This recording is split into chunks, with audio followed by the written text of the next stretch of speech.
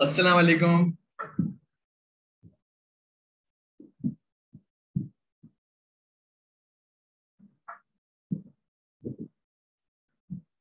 तो आप लोग मुझे कंफर्म करें कि मेरी वॉइस परफेक्ट है। ठीक है। तो सबसे पहले आप लोगों से एक रिक्वेस्ट है कि क्लास को टाइम पे ज्वाइन कर लिया करें। मैं कोशिश करूंगा कि मैं 11 बजे से पहले ही लिंक ओपन कर लूँ। और जो ज़्यादा स्टूडेंट से मेरी यही बात हुई है कि वो रिकॉर्डेड क्लास का वेट कर रहे हैं कि क्लास रिकॉर्ड होकर आएगी और हम उसको किसी भी टाइम देखेंगे। तो क्लास देखें, रिकॉर्ड होने में टाइम लगता है और अच्छा खासा टाइम लगता है। तो आप लोग क्लास से पीछे रह जाएंगे जो लोग रिकॉर्डिंग क्लास का वेट करेंगे और क्लास में टाइम पे ज्वाइन नहीं होंगे। दूसरा, ये इंटरेक्टिव सेशन है, ये सिर्फ हम रिकॉर्डेड क्लास प्रोवाइड नहीं कर रहे। यहाँ पे हम आपसे क्वेश्चंस कर रहे होते हैं और सारी चीज़ें रन टाइम पे सीख रहे होते हैं। तो इस इंटरेक्टिव सेशन में अगर आप ज्वाइन होंगे तो आप अपने क्वेश्चंस भी कर सकते हैं इजीली, तो जो भी रिलेटेड टू हमारे लेक्चर होगा। तो आप लोगों से ये रिक्वेस्ट है कि जो भी आपके साथ ही क्लास फेलो हैं उनको ये इन्फॉर्म करें कि प्लीज़ रिकॉर्डेड क्लास का वेट ना करें। और मेरी भी ये कोशिश होगी कि आप लोग क्लास को ही ज्वाइन करा करें टाइम पर, ताकि आप लोग सेशन के साथ साथ रहें जो भी हम प्रैक्टिस करवा रहे हैं। तो लेट्स कंटिन्यू।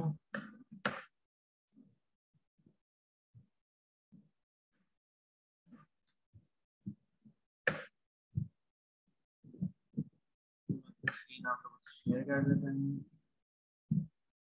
एक दूसरी स्क्रीन या स्क्रीन।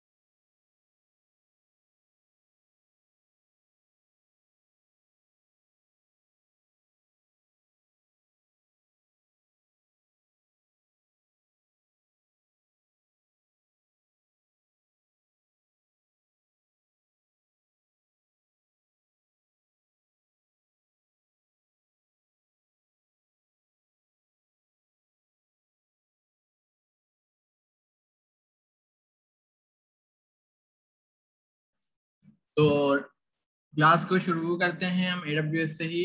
तो लास्ट हमारा AWS का टॉपिक था IAM। तो कोई मुझे रिपीट करेगा कि लास्ट हमने क्या टॉपिक पढ़े थे?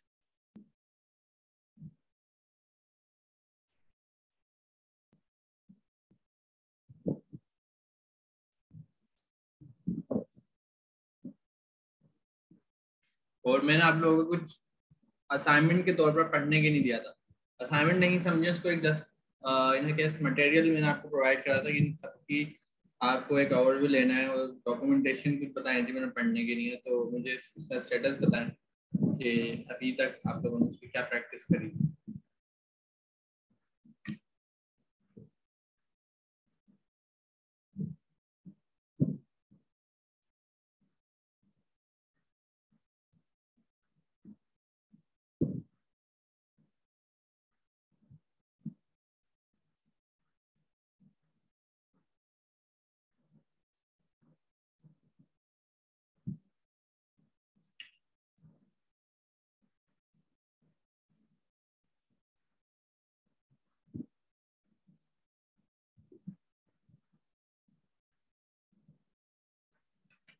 सबसे पहले हमने क्लास में जो पढ़ा था AWS पर IAM पढ़ा था, ऐसा ही है। तो सबसे पहले मुझे ऐसा लग रहा है कि काफी स्टूडेंट ऐसे हैं जिनके पास अभी तक AWS का अकाउंट ही नहीं है। तो कितने ऐसे स्टूडेंट हैं जिन्होंने AWS का अकाउंट अभी तक नहीं बनाया?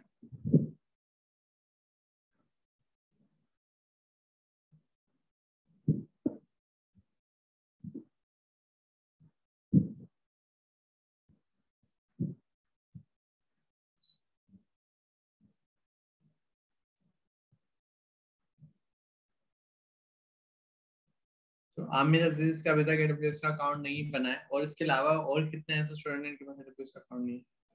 ठीक है, तो ऑलमोस्ट किसी के पास भी AWS का अकाउंट नहीं है। और कोई ऐसा है जिसने अभी AWS का अकाउंट साइन अप करा हुआ उसके पास वो अकाउंट कोई भी?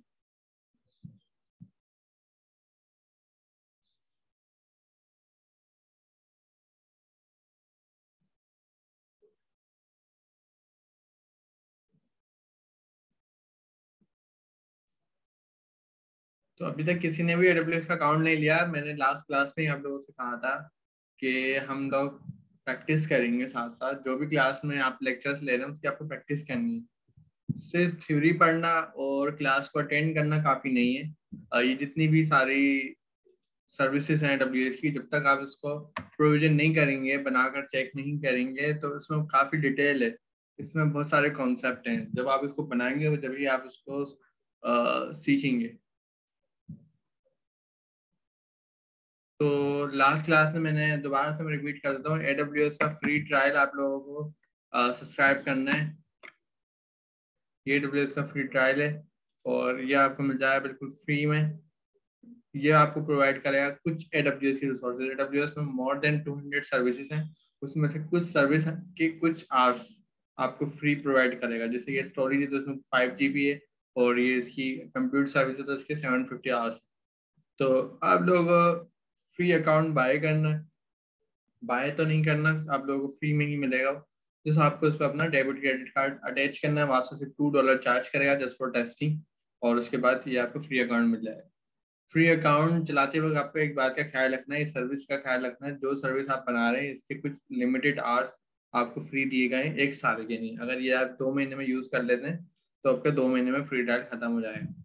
सही है। तो ये सारी चीजें आपको फ्री दी गई हैं, इसको देख देख के आपको यूज करना है। इसमें पेड सर्विसेज भी हैं AWS की, तो उसका आपको ख्याल रखना है। कोई भी सर्विस बनाने से पहले उसको चेक करना है उसके प्राइस क्या है, ये फ्री ट्रायल में अवेलेबल है या नहीं, फिर उसको बनाना है, वरना वो आपसे चार्ज करेगा पैसे AWS।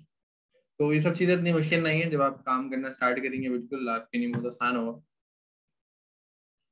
तो AWS का अकाउंट आपको लाजमी लेना है, इस क्लास के लिए मैंडेटरी है, और ये आपको फ्री मिल जाता है। तो आप सबसे रिक्वेस्ट है कि आज क्लास एंड होते ही सबसे पहले आपको AWS का अकाउंट बाय करना है, और बाय तो नहीं करना, सब्सक्राइब करना है, और मुझे ग्रुप पे आकर उसका स्टेटस देना है। तो हमारा व्हाट्सएप ग्रुप कितने स्टूडेंट हैं जिन्होंने ज्वाइन नहीं करा है?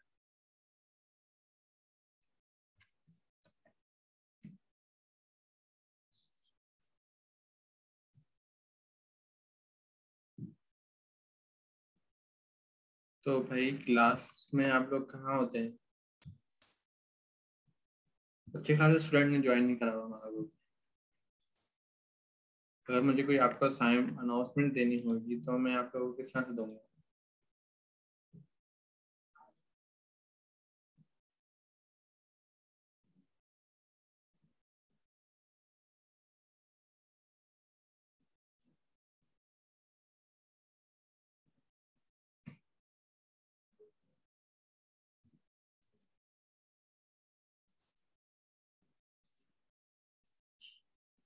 ठीक है, मैं आप लोगों को इनवाइट का लिंक सेंड कर देता हूँ।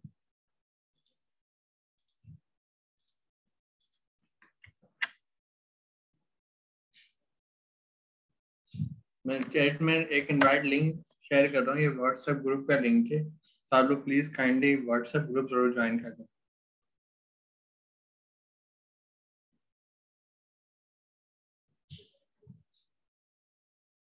तो आप में से आज फर्स्ट क्लास कितने लोग हैं, स्टूडेंट हैं जो आज फर्स्ट क्लास ले रहे हैं, पिछले क्लास में नहीं थे? सलीम हमारे पास आज न्यू आए हैं, हमजला, आमिर, अजीज।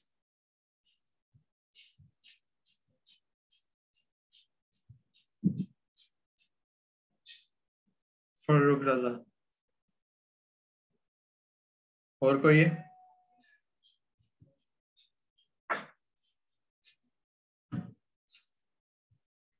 अच्छा, आपके इतने क्लास फेलो, आपके कौन कौन से क्लास फेलो हैं जो आपसे कांटेक्ट में हैं और वो वेट कर रहे हैं कि हम क्लास रिकॉर्डेड लेक्चर देखेंगे? तो जितने भी आप में से स्टूडेंट हैं उनके क्लास फेलो ये वेट कर रहे हैं कि क्लास के रिकॉर्डेड लेक्चर देखेंगे, तो उनसे उनको आप ये बता दें कि लेक्चर रिकॉर्डिंग का वेट आप ना करें, क्योंकि जो भी एग्जाम होंगे, जो भी मैं असाइनमेंट दूंगा वो मैं क्लास के हिसाब से दूंगा। और लास्ट इससे पिछली क्लासेस में क्या होता हुआ है कि कुछ लड़के जो है वो रिकॉर्डेड क्लास का वेट कर रहे होते थे, तो वो जब भी एग्जाम अनाउंस होता था, कोई असाइनमेंट अनाउंस होता था, तो यही बात वो कहते थे कि अभी तो क्लास अपलोड नहीं हुई है, तो हम कैसे पढ़ें। तो उन सबसे रिक्वेस्ट है कि ऐसा कोई सी कुछ फहमी में ना रहे कि क्लास अपलोड होगी तो आपके सारे रिजल्ट वगैरह अनाउंस होंगे और एग्जाम अनाउंस होगा। मैं रेंडमली आपको असाइनमेंट दूंगा, मैं रेंडमली आपका एग्जाम अनाउंस करवाऊंगा। जो लोग क्लास में होंगे सिर्फ उन्हीं को खबर होगी, बाकी ग्रुप पर अनाउंस होगा अर्जेंटली, सब ये कहेंगे कि इतना जल्दी आपने ग्रुप पर अनाउंस कर दिया। तो क्लास ज़रूर ज्वाइन करें ताकि हम क्लास को ही इंटरेक्टिव सेशन बनाएं। मैं चाहता हूँ कि आप लोग मुझसे क्वेश्चंस करें। तो फ्री ट्रायल आप लोगों को फौरन बाय करना है। लास्ट क्लास में हमने पढ़ा था एडब्ल्यूएस को, हमने साइन इन करा था एडब्ल्यूएस में, आईएम पढ़ा था मैंने। अब मैं आपको टॉपिक बता रहा हूँ, मैं रिपीट नहीं करूंगा, क्योंकि जो लोग जिन लोगों ने क्लास ज्वाइन करी थी उनका लॉस नहीं होना चाहिए, और आज वो नया टॉपिक पढ़ेंगे। हमने एक आईएम देखा था, आइडेंटिटी एंड एक्सेस मैनेजमेंट। तो ये एडब्ल्यूएस की सबसे की सर्विस है। इसके थ्रू हम क्या करते हैं, एडब्ल्यूएस पे किसी को भी आपको यूजर बना के देना हो, अपने एम्प्लॉय को, अपने प्रोजेक्ट मैनेजर को या डेवऑप्स को या डेवलपर को, तो आप आईएम के थ्रू उसका यूजर क्रिएट करते हैं और उसको कुछ ना कुछ रोल असाइन करते हैं कि वो कौन कौन सी एडब्ल्यूएस की सर्विसेज पे एक्सेस कर सकता है। और एक्सेस की भी टाइप हो सकती है, क्या वो सिर्फ रीड कर सकता है, या क्या वो रीड और राइट दोनों कर सकता है, या वो मॉडिफाई भी कर सकता है। तो एक्सेस की भी टाइप्स होती हैं। एडब्ल्यूएस जो पूरा डिपेंड है सर्विसेज पर डिपेंड है, एडब्ल्यूएस की मल्टीपल सर्विसेज हैं, वो सर्विसेज के ऊपर है। यहाँ तक कि जो यूजर क्रिएशन का इसमें सिस्टम है, उसकी भी एक सर्विस आई है, यूजर क्रिएशन और रोल डिफाइन, रोल पॉलिसीज, इसकी भी आई एम सर्विसेज।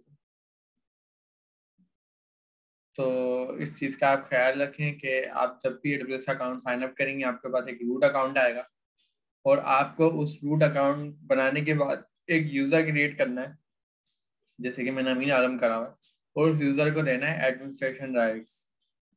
ये देखिए परमिशन मैंने उसको दी हुई है, एडमिनिस्ट्रेशन। और फिर आपको अपना रूट अकाउंट साइन आउट कर देना है, और अगली बार से आपको हमेशा अपना आईएम यूजर यूज करना है। और क्योंकि एडब्ल्यूएस की बेस्ट प्रैक्टिस नहीं है कि जो आपका सबसे इनिशियल रूट अकाउंट है उसको ही आप यूज करें। इसकी वजह क्या हो सकती है, कोई मुझे बताएगा? आप लोग अपना वॉइस माइक माइक ओपन करके क्लास इंटरेक्टिव कर सकते हैं मेरे साथ, जरूरी नहीं है सिर्फ मैसेज में जवाब दें।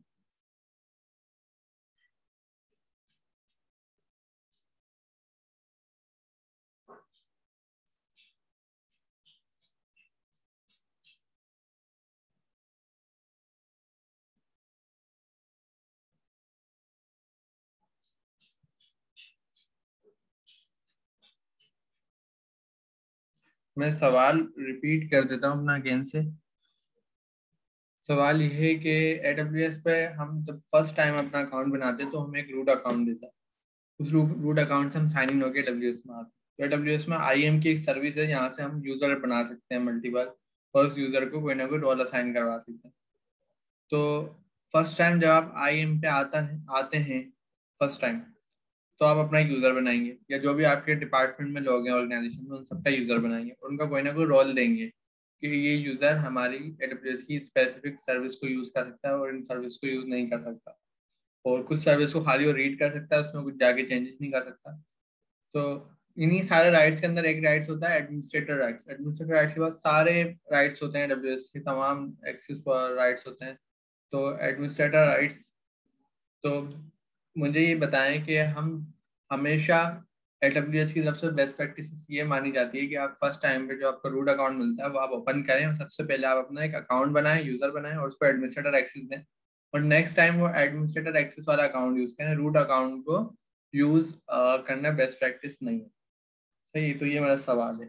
तो आप लोगों से मैं पूछना चाहूंगा, क्योंकि लास्ट क्लास में मैंने उसको डिटेल में पढ़ा है, कि क्या ऐसी वजह है कि बेस्ट प्रैक्टिस नहीं है रूट अकाउंट यूज करना, IAM यूजर ही हमें यूज करना चाहिए।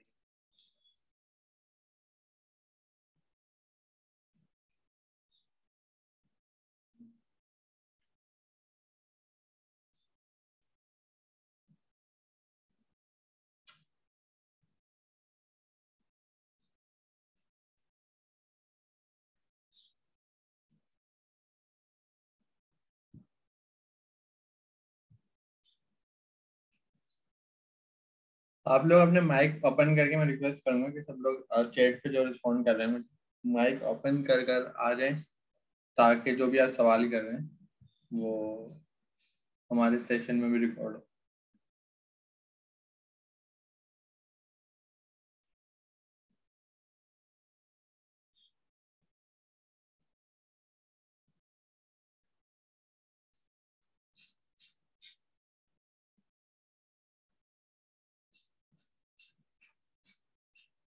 अमाउंट तो चार्ज नहीं करता ना, IAM फ्री होता है। मैंने लास्ट टाइम में बताया था IAM की सर्विस AWS में फ्री प्रोवाइड करी है। जस्ट हम यूजर क्रिएट करते हैं और उसको बनाते हैं, तो अमाउंट चार्ज नहीं होता। रूट, तो एक बेस्ट प्रैक्टिसेस आपको अभी तक क्या समझ में आती है? क्योंकि मैं जवाब दे चुका हूँ, अभी जो मैंने समझा है उसमें भी सवाल का जवाब है।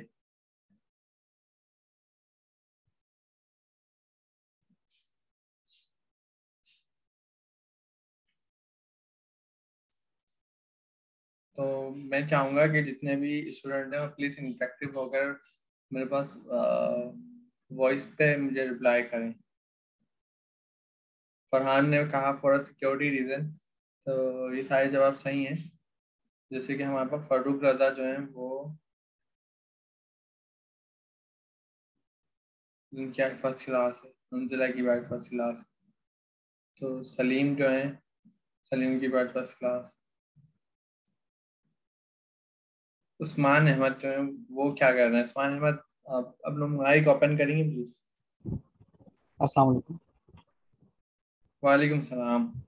तो उस्मान अहमद, ये मुझे बताया लास्ट क्लास में थे? लास्ट क्लास के एंड में आया था और एंड में आए अभी थे? और अभी आया हूँ मैं। सॉरी। ठीक है, तो उस्मान अहमद लास्ट क्लास में हमने IAM पढ़ा था AWS पे, ऐसा ही है? जी जी। तो अभी मैंने एक सवाल करा है, वो आपने सुन लिया? नहीं, मैं सवाल के बाद आया। जब आप जो है वो कह रहे हैं कि आप वॉइस पे ऑन जवाब दें आपने, ये मैंने सुना। ठीक है, तो सबसे पहले आप लोगों से मैं रिक्वेस्ट करूंगा प्लीज टाइम पे क्लास ज्वाइन करें, ताकि हम लोग रहें, चलो। लेक्चर अपडेटेड रहें। तो मेरा सवाल ये है कि AWS पे हम अपना फर्स्ट टाइम जो रूट अकाउंट हमें मिलता है जब हम साइन अप अपना सब्सक्राइब करते हैं, सही है ना? जी जी। तो AWS हमें बेस्ट प्रैक्टिस ये देता है कि आप AWS की IAM की सर्विसेज से यूजर बनाएं और उस यूजर को सारे राइट्स देके, और अपना मेन अकाउंट जो है वो IAM का यूज करें बट टू रूट अकाउंट।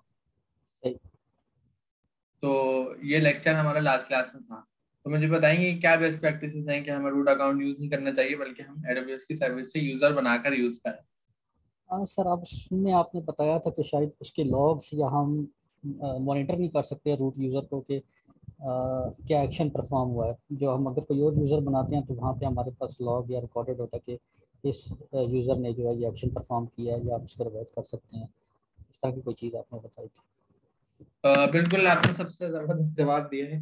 तो ये सबसे जबरदस्त जवाब है कि हम जितने भी हमेशा आप AWS से किसी को एक्सेस देंगे तो उसका सेपरेट यूजर बनाएंगे, और AWS रिकमेंड करता है कि आप अपना रूट यूजर किसी से शेयर नहीं करेंगे। और यहाँ तक कि अगर आप अपना भी यूजर बनाते हैं, जैसे मैंने अमीन आलम का बनाया है, तो ये भी आप किसी तरह शेयर नहीं करेंगे। अगर कोई आगे आपसे एक्सेस मांगता है तो आप उसका अलग यूजर बनाएंगे, तो और उसको स्पेसिफिक परमिशन देंगे कि वो हर सर्विस को एक्सेस ना कर सके, सिर्फ स्पेसिफिक सर्विस को एक्सेस करे। और उसमें भी रीड राइट और अपडेट मॉडिफाई का ऑप्शन होता है कि कौन सी राइट्स उसको देना है, सिर्फ रीड का देना है, अपडेट का देना है, मॉडिफाई का देना है। तो लेट्स कंटिन्यू। आज हम AWS की EC2 सर्विसेज जो हमने लास्ट टाइम पढ़ी थी इसी को आगे लेके चलेंगे। EC2 AWS पे AWS की सर्विसेज है, ये हमें मल्टीपल चीज़ें प्रोवाइड करती है, जिसमें हमारे पास सबसे मेन है EC2 इंस्टेंस। सबसे इम्पोर्टेंट जो हमारा इसका टॉपिक होगा वो EC2 इंस्टेंस होगा। इसमें जो दूसरी सर्विसेज है उसके अंदर हमारे पास आ जाती है load balancer, auto scaling, network and security में हमारे पास चीज़ें आ जाती है, इलास्टिक ब्लॉक स्टोर है, AMI है। AMI के अलावा फिर हमारे पास EC2 जो है उसका एक इंस्टेंस है। तो सबसे पहले मैं EC2 का एक इंस्टेंस लॉन्च कर रहा हूँ, और ये इंस्टेंस लॉन्च करने के लिए मुझे यहाँ पर सिलेक्ट करना है कोई सा अपना ऑपरेटिंग सिस्टम। AWS में ऑपरेटिंग सिस्टम को हम कहते हैं machine image, Amazon machine image. तो ऑपरेटिंग सिस्टम यहाँ पे जितने भी उसमें कुछ लाइसेंस हैं और कुछ फ्री टियर अवेलेबल है। तो यहाँ पर मेरे पास चॉइस है, मैं फ्री टियर यूज़ करूँ या लाइसेंस यूज़ करूँ, दोनों चॉइस हमारे पास हैं। तो हम Amazon लिनक्स को आगे कंटिन्यू करते हैं। ये 64 बिट का है और इसकी दो IDs हैं। AMI की ID ये यूनिक ID होती है, और पहली जो ID है वो 64 बिट 86 की, और दूसरी जो ID है वो 64 बिट ARM के आर्किटेक्ट पे है। तो आपके पास यहाँ पे दोनों आर्किटेक्ट हैं, जो भी आपको दोनों में से यूज़ करना हो, ये यूज़ करना है या ये यूज़ करना है। हम 64 बिट और 86 ही यूज़ करते हैं। तो सिलेक्ट करता हूँ मैं IM। और दूसरी इसमें अच्छी चीज़ ये है कि IM जो है आपका ऑपरेटिंग सिस्टम है, वेयर मेटल आप इसको कह सकते हैं, आप इसको अपना बेस सिस्टम कह सकते हैं। तो यहाँ पर आपके पास ऑप्शन होता है कि आप अपना भी कोई पर्सनल, आपने अगर IM बनाया हुआ है स्पेसिफिक कस्टमाइजेबल, तो आप उसको यहाँ पर इंपोर्ट करवा कर यहाँ भी यूज़ कर सकते हैं। तो उसके लिए आपको क्या करना होगा कि AWS की IM की ये सर्विस है। तो मैं थोड़ा सा back cancel and exit. AWS की ये इमेजेस IM की एक सर्विसेज है यहाँ पर इमेजेस के नाम से। तो यहाँ पर आपको रजिस्टर्ड न्यू IM आप कर सकते हैं, और अपना जो भी आपके पास पर्सनली आपने अलग से बनाया हुआ है वो आप यहाँ पर अपलोड करवा सकते हैं, तो आपको वहाँ मिल जाएगा। तो इंस्टेंस को मैं न्यू टैब पर ओपन कर लेता हूँ। तो लॉन्च इंस्टेंस करने जा रहा हूँ मैं। दो ऑप्शन होते हैं, लॉन्च इंस्टेंस फ्रॉम टेम्पलेट और लॉन्च इंस्टेंस फ्रॉम टेम्पलेट हम बाद में देखेंगे। फिलहाल मैं ये फ्री टियर IM को सिलेक्ट कर रहा हूँ। अब यहाँ पर हमारे पास EC2 की मल्टीपल टाइप्स होती हैं। तो आखिरी क्लास में मैंने आप लोगों को ये भी बोला था कि आपको देखकर आना है कि कौन कौन सी टाइप्स हैं, उसका क्या पर्पस है। तो आप वापस से जो भी स्टूडेंट हैं वो प्लीज माइक पे आ जाएं और मुझे ये बताएं कि उन्होंने EC2 टाइप्स को देखा है और भी करा है।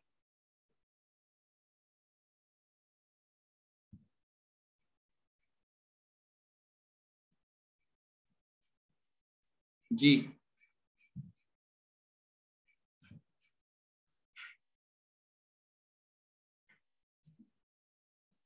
हमने EC2 टाइप्स बहुत डिटेल में पढ़ी थी। तो ये जो स्टूडेंट्स अब देर से हमें ज्वाइन कर रहे हैं और लास्ट क्लास में भी नहीं थे, तो वो प्लीज ऐसा ना करें। हमारी क्लास ये बहुत एडवांस जाने वाली है, और आप लोग अगर बीच में मिस करेंगे तो मैं जब भी आप लोगों से सवाल पूछ रहा हूँ कि ताकि मुझे पता लगे आप लोगों की प्रैक्टिस क्या चल रही है, फिर मैं आगे अपने एडवांस टॉपिक लेकर आऊँ।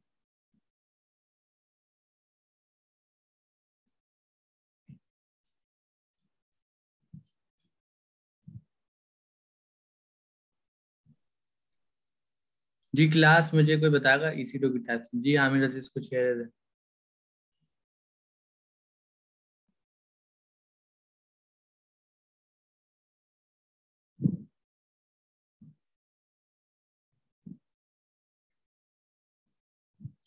हमारे पास जो लास्ट क्लास में स्टूडेंट्स हैं ना प्लीज माइक पे आ जाएं। चलिए जिन्होंने आज ज्वाइन करा उनको मैं आज की रिलीज दे रहा हूँ, तो प्लीज माइक पे आ जाएं कि उन्होंने क्यों प्रैक्टिस नहीं करी है। तो इस तरह से नहीं चलेगा, जब आप प्रैक्टिस नहीं करेंगे तो आपकी क्लास टोटली वेस्ट हो रही है। आगे जो हमारा एडवांस टॉपिक है वो आप प्रैक्टिस नहीं करेंगे ना, पढ़ पढ़ के भूलते रहेंगे तो फायदा नहीं होगा उसको पढ़ने का आपके लिए। मैं चाह रहा हूँ कि आप प्रैक्टिस करें। आप डायरेक्ट इस क्लास को खत्म होने के बाद डायरेक्ट आप काम करें AWS पे, डायरेक्ट आप इन सारी सर्विसेज को एज अ सोल्यूशन प्रोवाइडर और एज अ कंसल्टेंट लोगों को प्रोवाइड करें। तो ये मेरी कोशिश है। तो इसके लिए मैं चाहता हूँ कि मेरे क्लास का हर स्टूडेंट के पास AWS का अकाउंट और वो प्रैक्टिस कर रहा हो, ताकि क्लास यहाँ पे एंड होने से पहले ही आप लोगों को काम मिल जाए AWS पे।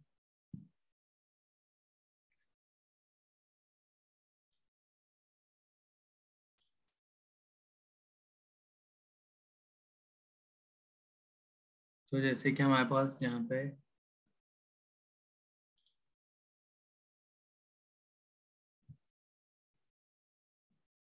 उस्मान अहमद, मैंने अभी यही बताया कि जब अभी क्लास के स्टार्ट में कि लेक्चर अपलोड होने का वेट कोई भी नहीं करेगा। क्लास में आप आएँ, टाइम पर आएँ, क्लास ज्वाइन करें, इंटरेक्टिव सेशन लें, जो भी अनाउंसमेंट है यहीं पर हम करेंगे। और ग्रुप पे जो होगी वो सब एक्स्ट्रा होगी, और वो बहुत ज़्यादा कम टाइम उस टाइम उसमें होगा कि अगर वो अनाउंस होती है वेडनेसडे को, संडे को आपका एग्जाम होगा, इस तरह की अनाउंसमेंट होंगी फेसबुक ग्रुप पे। जो भी अनाउंसमेंट है वो हम पहले से क्लास में करेंगे, क्लास में सारी हम प्रिपरेशन करेंगे। तो कोई भी वेट ना करे कि लेक्चर अपलोड नहीं होगा। तो ये मेरी रिक्वेस्ट है। लेक्चर अपलोड होगा वो बहुत पीछे रह जाएगा स्टूडेंट, और ना कोई असाइनमेंट कर पाएगा, ना वो एग्जाम एग्जाम वगैरह अटेंड कर पाएगा।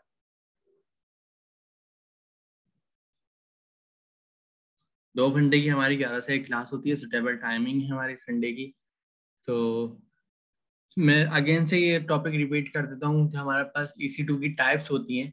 EC2 just in a case virtual machine, EC2 instance. ये EC2 पूरी एक फैमिली है AWS की, इसके अंदर हम इंस्टेंस क्रिएट कर रहे हैं। तो EC2 इंस्टेंस जो है just in a case virtual machine. तो वर्चुअल मशीन में हमारे पास नॉर्मली क्या होता है कि हम बताते हैं कि हमारे कितने CPU हैं, कितनी रैम है, कितनी स्टोरेज है, नेटवर्क हमें उस पर अटैच करना है नहीं करना, और IPv6 की सपोर्ट है और IPv4 की सपोर्ट है, कोई ना कोई उस पर नेटवर्क इंटरफेस कार्ड अटैच है। ये सब हम डिस्कस करते हैं अपनी वर्चुअल मशीन बनाने के लिए। तो आप में से कितने ऐसे स्टूडेंट हैं इनको यही नहीं मालूम कि वर्चुअल मशीन्स क्या होती है?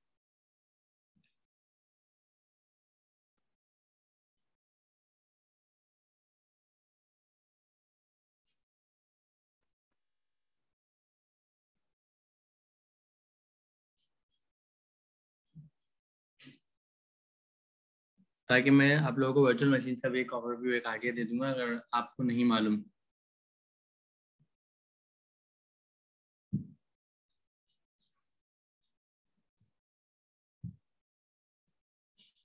या जिनको मालूम है वो ये बता दें कि हाँ हमें पता है वर्चुअल मशीन क्या है, किस तरह से बनती हैं, क्या इसका प्रोसेस है।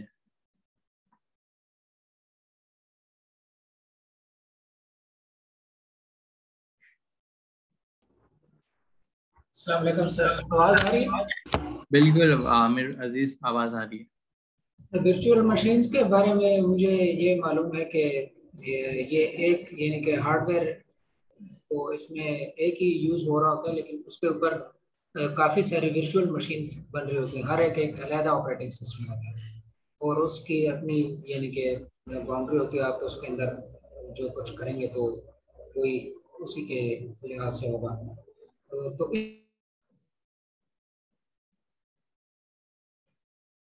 इसीलिए इसको ये वैसे अगर नॉर्मल सिस्टम के अंदर आप तो जैसा वर्चुअल बॉक्स है वो इंस्टॉल करके उसके अंदर आप कोई भी ऑपरेटिंग सिस्टम जब इंस्टॉल करेंगे तो पहले उसके लिए एक वर्चुअल मशीन बनाते हैं, उसके अंदर वो इंस्टॉल हो जाता है। और इसी तरह VMware भी एक टूल है। और बाकी ये अमेजोन का जो है, ये इन लोगों का वर्चुअल मशीन का क्या सिस्टम है वो मुझे इस तरह मालूम नहीं है, लेकिन वर्चुअल मशीन इसी तरह होती है कि हार्डवेयर एक ही होता है, उसके ऊपर मल्टीपल मशीन यानी कि ऑपरेटिंग सिस्टम आप इंस्टॉल कर सकते हैं। पहले उसके लिए वर्चुअल मशीन बन जाती है, उस मशीन के ऊपर ऑपरेटिंग सिस्टम इंस्टॉल हो जाता है। और वो उस जो वर्चुअल मशीन होती है उसकी रिसोर्सेज उस जो फिजिकल मशीन है उससे ज़्यादा कभी भी नहीं यानी कि आप रख सकते। अगर वर्चुअली वो कुछ ज़्यादा नज़र आ रही हो तो और बात है, लेकिन ये कि फिर वो बढ़ानी पड़ेगी अगर उसमें स्पेस, यानी कि अगर फिजिकल मशीन के अंदर 1 टेराबाइट की हार्ड डिस्क है और वर्चुअल में हमने 2 टेराबाइट्स रख दी और उसको हमने कह दिया कि ये डायनेमिक है, वक्त के साथ साथ इंक्रीज होगी, तो जब उसमें 1 टेराबाइट फिल हो जाएगी तो उसके बाद वो कहेगा कि अब इसमें मजीद स्पेस नहीं है, हालांकि उसमें शो हो रही होगी कि 2 टेराबाइट है लेकिन डाटा उसमें नहीं राइट होगा। इसी तरह अगर हाँ, रैम है तो जो 4 GB अगर लगी हुई है तो बस 4 GB से ज़्यादा उसमें रैम नहीं आ सकती कभी। तो ये होती है वर्चुअल मशीन। ठीक है आमिर अजीज, बहुत ज़बरदस्त आपने डिटेल में बताया। तो बिल्कुल वर्चुअल मशीन हमारे पास इन अ केस, वर्चुअल मशीन मतलब हम एक मशीन को ही आप उसको समझें, उसमें हमारे पास सारी चीज़ें होती हैं कि सीपीयू, मेमोरी, स्टोरेज। तो AWS पे वर्चुअल आप इंस्टेंस बनाते हैं तो उसको हम दूसरा नाम इंस्टेंस का देते हैं। तो यहाँ पे EC2 इंस्टेंस होते हैं।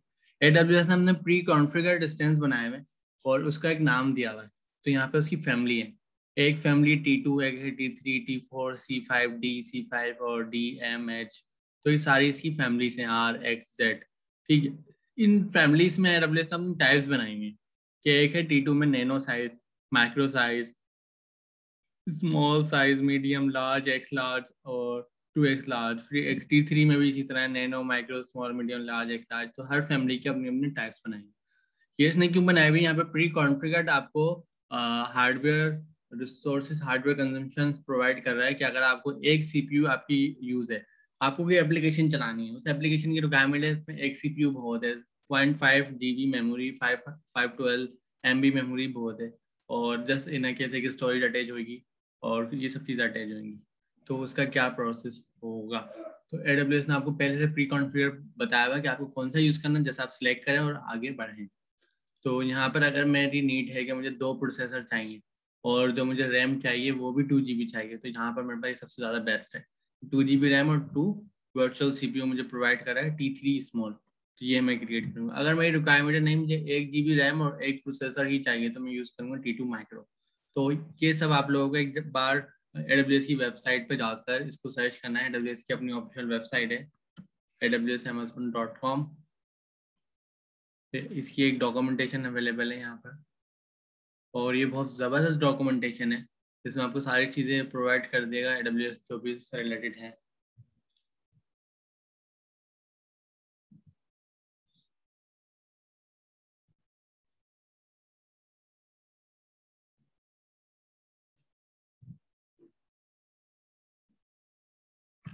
तो ये हमारे पास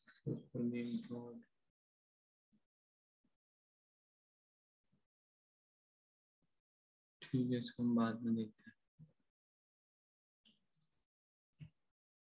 ठीक है, तो ये सारी गाइड यहाँ पे मौजूद है। EC2 के बारे में किसी को गाइड लेनी है, EC2 इंस्टेंस के बारे में लेनी है, तो ये बहुत डिटेल में AWS ने अपनी यहाँ पर ट्यूटोरियल्स भी प्रोवाइड कर रहे हैं ये।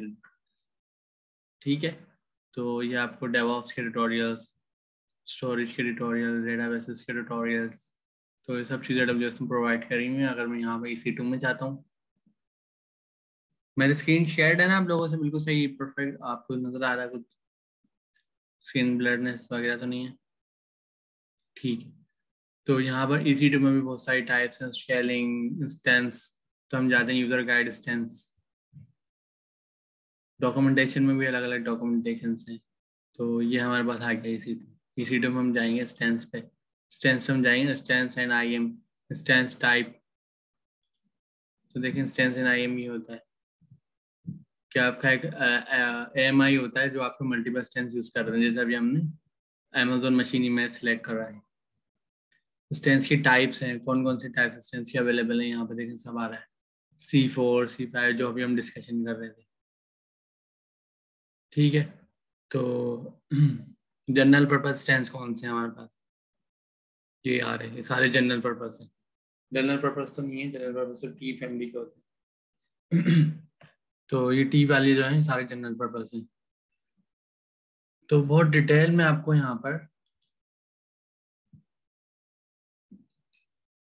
AWS ने डॉक्यूमेंटेशन प्रोवाइड करी।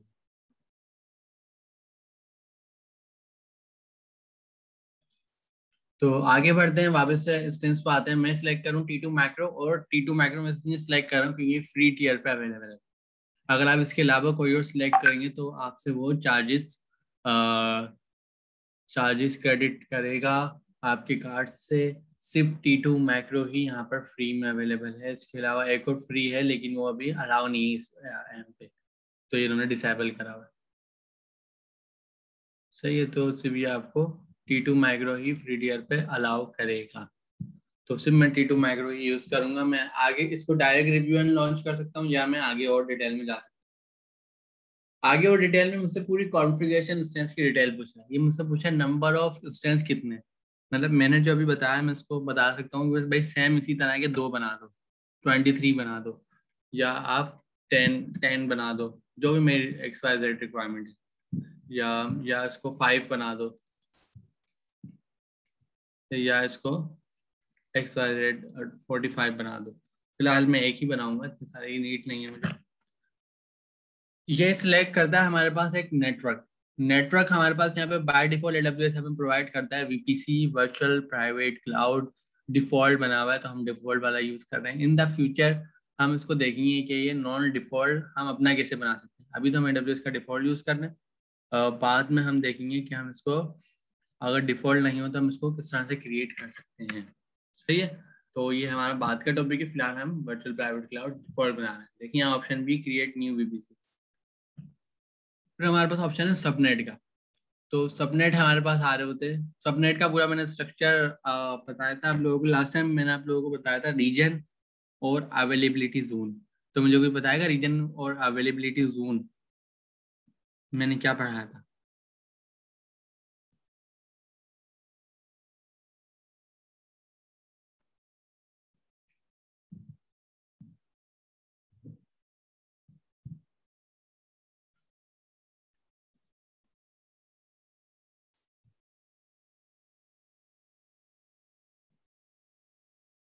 AWS रीजन और AWS का अवेलेबिलिटी जोन हमने डिस्कस किया था लास्ट टाइम, और मैंने प्रॉपर आपको डायग्राम बना के दिखाई थी कि किस तरह AWS का पूरा इंफ्रास्ट्रक्चर वर्ल्ड वाइड ग्लोबलाइज है, और रीजन उसमें किस तरह से डिवाइड हुए हैं, जोन किस तरह से डिवाइड हुए हैं।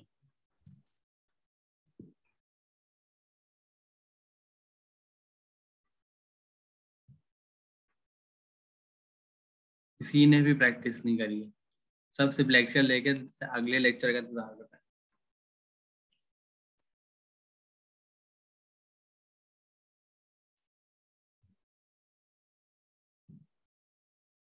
मैं अगली क्लास से आप लोगों को असाइनमेंट्स देने वाला हूँ, और वो असाइनमेंट सारे होंगे कि आपको AWS पे सर्विस बनानी है, प्रोविजन करनी है, और वो लाजमी आप लोगों को बनाने होंगे, और उसमें आप ही का फ़ायदा होगा।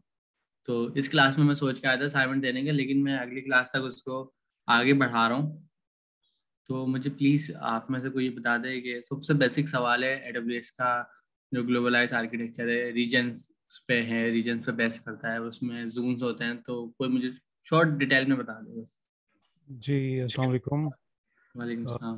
वकार है जी रीजन्स। इसमें यह है कि इसके जो फिजिकल लोकेशंस हैं, ठीक है। जहाँ पर मेन डाटा सेंटर्स हैं around the world, like Asia है, अमेरिका रीजन हो गया, और ऑस्ट्रेलिया, सो ऑन। तो एक रीजन में आप मल्टीपल उसके अवेलेबिलिटी जोन बना लेते हैं ताकि आप लोकली उसका डेटा को रेप्लिकेट कर सकें।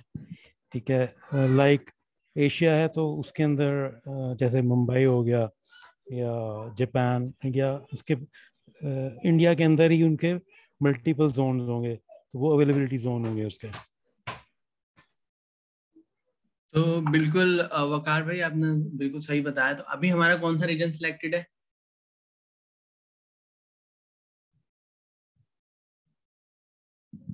अभी हम सिलेक्ट हैं US ईस्ट वर्जीनिया। इसका नाम है US ईस्ट 1।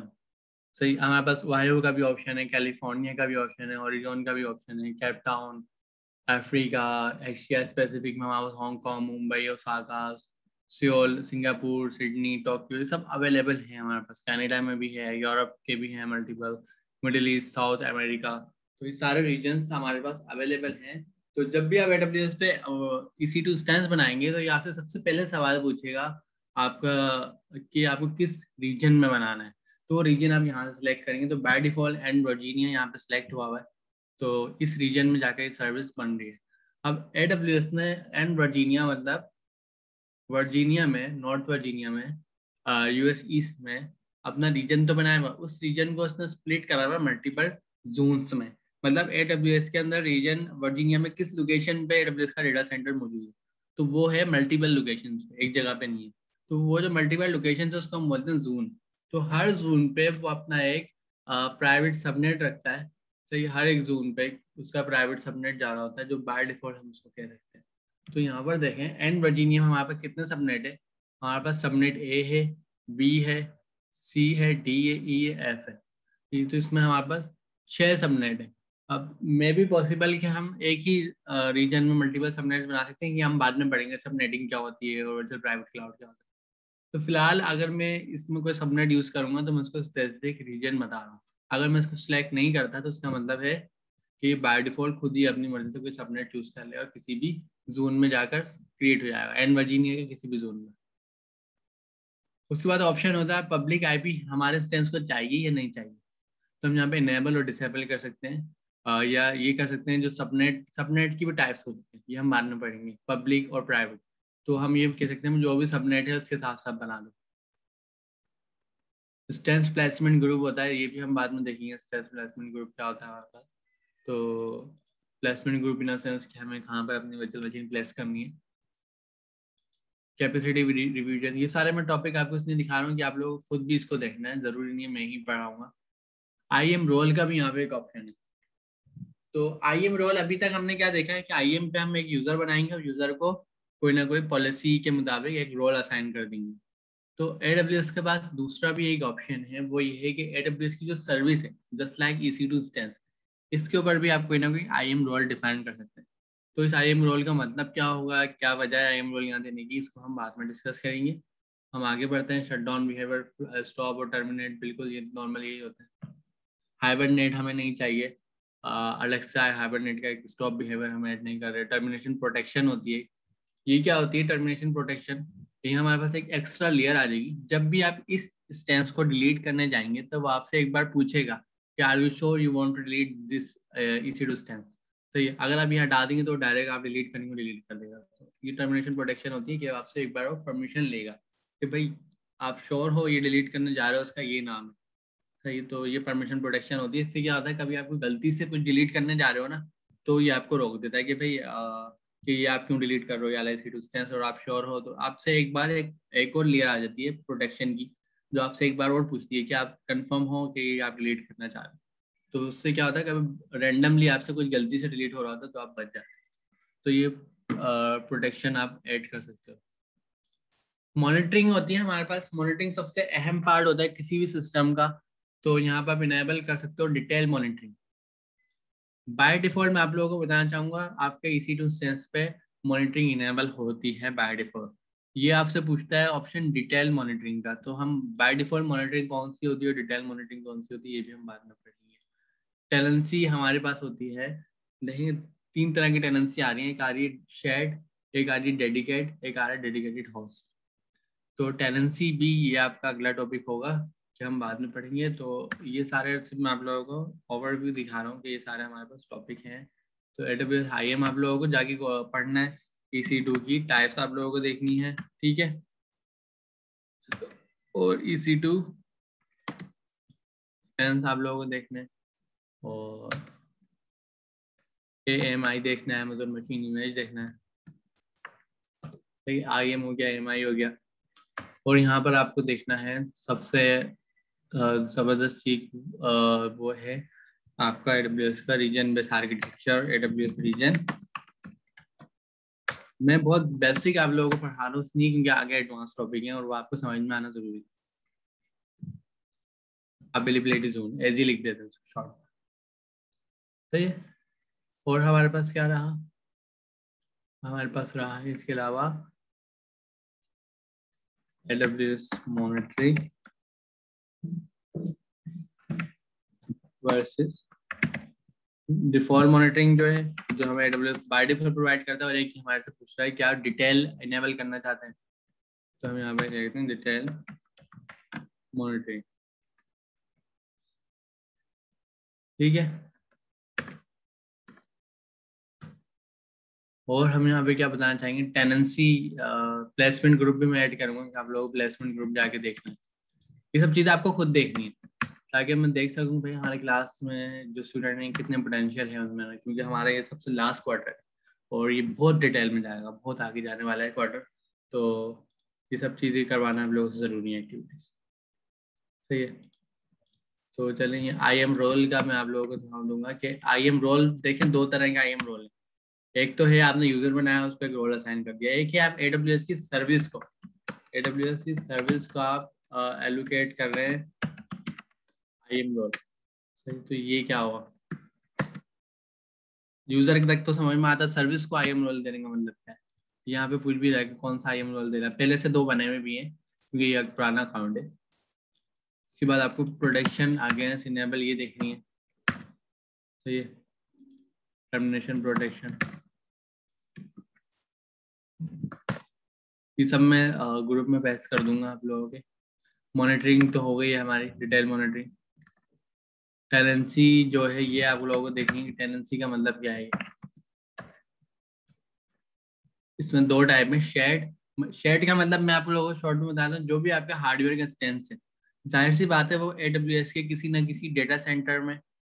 AWS क्या, हमारे पास व्हाट्सएप ग्रुप है उस्मान अहमद, तो मैं चैट में उसका लिंक अगेन शेयर कर देता हूँ।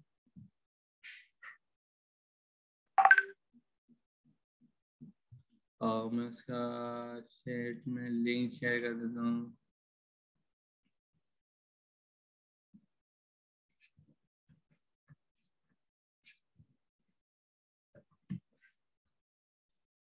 मेरे पास है AWS का ग्रुप।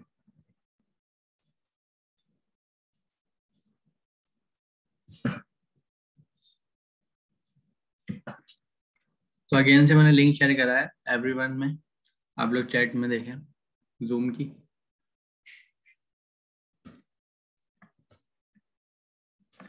तो टेनेंसी शेड का मतलब है जो भी आपका हार्डवेयर है वो AWS के डेटा सेंटर की किसी लोकेशन पर है।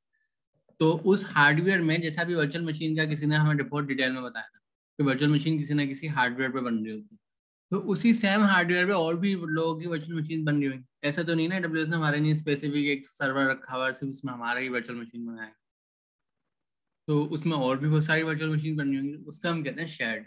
डेडिकेट का मतलब होता है कि जो भी हमारा स्टैंस बनेगा वो हमारा एक डेडिकेटेड स्टैंस बनेगा वहाँ पर, और वो हमारा डेडिकेटेड बाय हुआ होगा, वो किसी शेयर्ड सिस्टम पे नहीं होगा, मतलब उसी सिस्टम पे और कोई यूज नहीं कर रहा होगा। फिर एक होता है डेडिकेटेड होस्ट। डेडिकेटेड होस्ट जो होता है वो होता है कि आपके टोटल जितने भी होस्ट है, आप होस्ट नेटवर्क ले लेते हैं बहुत बड़ा, और उस होस्ट पे आपका डेडिकेटेड अपना एनवायरनमेंट चल रहा होता है। तो ये डिपेंड करता है आपकी एप्लीकेशन पे, आपकी एप्लीकेशन की गवर्नेंस पॉलिसी क्या है। कि भाई गवर्नेंस पॉलिसी क्या होती है, जैसे बैंक अपनी एप्लीकेशन जब रन करता है डेटा सेंटर में, तो उसकी रिक्वायरमेंट होती है कि वो एक सिक्योर जगह होगी, वहाँ पर सिर्फ बैंक की एप्लीकेशन चलेगी, और ये सारी गवर्नेंस, ये सारे कंप्लायंस उसके ऊपर होंगे तो बैंक की एप्लीकेशन वहाँ पर चलाई जाएगी, वरना उसको इजाज़त नहीं दी जाएगी बैंक को कि उसमें अपनी एप्लीकेशन चलाए। तो इसी तरह की और भी बहुत सारी सिक्योर एप्लीकेशन है जिनकी क्या होती है, कोई ना कोई कंप्लायंस होती है कि भाई हमारी जो मशीन का जो हमारी एप्लीकेशन रन होगी, हमारा जो प्लेटफॉर्म रन होगा, वो जिस सिस्टम पे रन होगा वो सिस्टम डेडिकेटेड होना चाहिए और शेयर्ड नहीं हो। सही, या वो डेडिकेटेड होस्ट हो, पूरा होस्ट ही हमारा हो। तो ये रिक्वायरमेंट होती है, इसके अलग अलग चार्जेस होते हैं। तो इनेबल इलास्टिक एसिलेटेड ये भी अभी नीड नहीं है। और फिर हम जा रहे हैं स्टोरेज को ऐड करने। डायरेक्ट मैं डिव्यून लॉन्च कर सकता हूँ या मैं स्टोरेज ऐड कर सकता हूँ। तो यहाँ पर मेरे पास ऑप्शन है स्टोरेज ऐड करने का। तो किसी ने ग्रुप पर, लेकिन आई थिंक शेयर ऑलरेडी करा है, ठीक। तो यहाँ पर मेरे पास स्टोरेज ऐड करने का ऑप्शन है, क्योंकि जब हम किसी क्लाउड से सर्विस ले रहे हैं तो क्लाउड ने हमारे लिए एक सिस्टम नहीं रखा होता है, हर चीज़ वहाँ पे बाय मॉड्यूल रखी हुई है। अच्छा, मॉड्यूल का भी स्ट्रक्चर मैंने लास्ट क्लास में बताया था कि मॉड्यूलर क्या होता है, किस तरह से डेटा सेंटर में मॉड्यूलर लगे होते हैं। स्टोरेज अलग होती है, प्रोसेसिंग कंप्यूट पावर अलग होती है, रैम्स अलग होती है, मेमोरी अलग होती है, तो हमें जब ही वो प्रोवाइड कर रहे होते हैं, तो ये हमें एक स्टोरेज भी एक अलग से अटैच कर रहा है। इसका नाम है इलास्टिक ब्लॉक स्टोरेज। ये एक इंडिविजुअल AWS की सर्विस है इलास्टिक ब्लॉक स्टोरेज के नाम से, जो आपकी इंस्टेंस से कनेक्ट होने जा रही है। मतलब अगर आपने EC2 डिलीट कर दिया, तब जब भी ये आपकी ये जो आपकी जो भी आपने स्टोरेज रखी है, ये भी आपकी इंटैक्ट रहेगी, बरकरार रहेगी।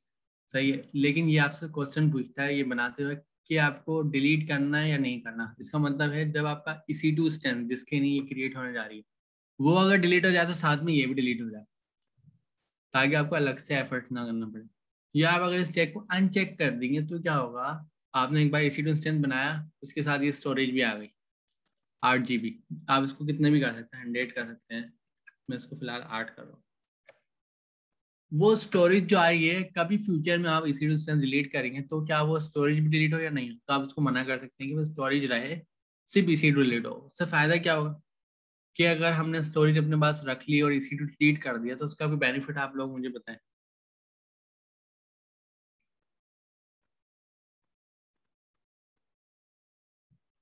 सर इसमें ये हो सकता है कि अगर हम फ्यूचर में कोई और इंस्टेंस बना लें और उसके साथ यही स्टोरेज जो है वो दोबारा से कनेक्ट करवा दें, तो शायद ये हो सकता है।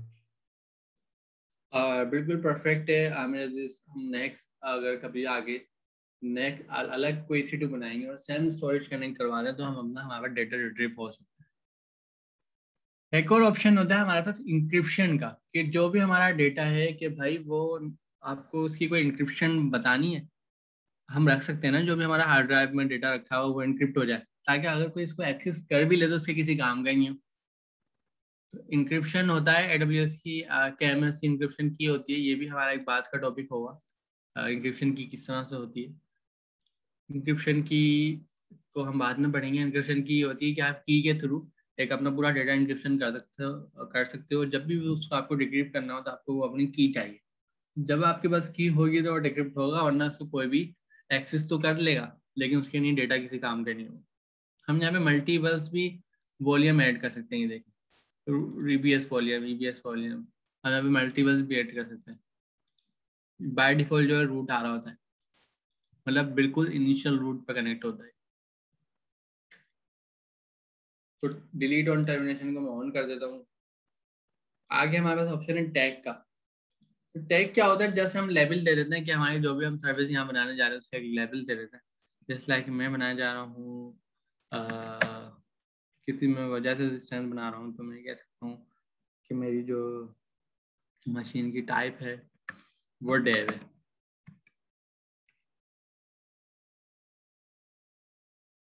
तो ये मैं डेव सर्वर अपना बनाने जा रहा हूँ।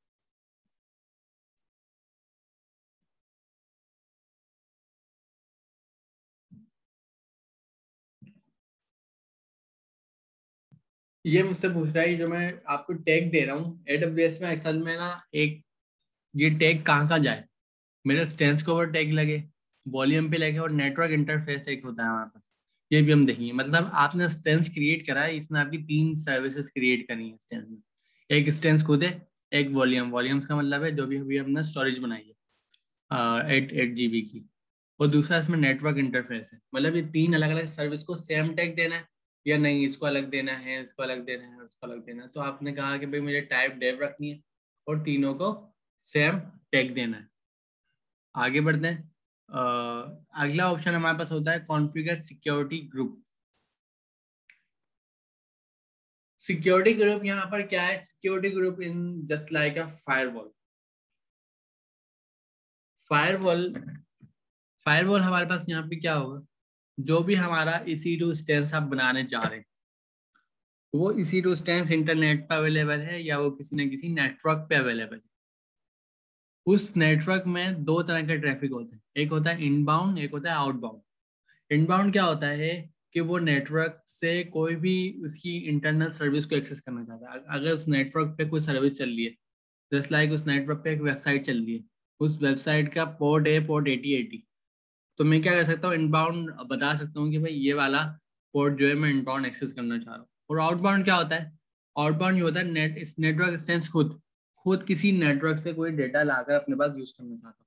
तो ये जो इनबाउंड और आउटबाउंड का रास्ता होता है ये हम ब्लॉक कर सकते हैं किसके थ्रू, फायरवॉल के थ्रू। तो AWS इस EC2 इंस्टेंस हमें प्रोवाइड करता है सिक्योरिटी ग्रुप। सिक्योरिटी ग्रुप हमें क्या प्रोवाइड करता है, ये हमें एक फायरवॉल की एक लेयर दे देता है कि हम अपने इनबाउंड और आउटबाउंड के ट्रैफिक को ब्लॉक कर सकें। मतलब EC2 इंस्टेंस खुद भी बाहर से कोई डेटा अपने पास ना ला सके और या बाहर वाला कोई इसके इनबाउंड पे आकर इससे एक्सेस ना कर सके। सही, तो ये हम ब्लॉक कर सकते हैं किसके थ्रू, सिक्योरिटी ग्रुप के थ्रू। तो ये हमारे से 2 सवाल पूछता है कि आपको एग्जिस्टिंग सिक्योरिटी ग्रुप चाहिए कोई पहले से बना हुआ, क्या आपको कोई नया लॉन्च करना है। तो हमारी मर्जी होती है, हम नया लॉन्च करा देते हैं। हम ले लेते हैं यहाँ पे डेव सर्वर के नाम से डिस्क्रिप्शन में दे देता हूँ, जो ऑलरेडी है यही सही है।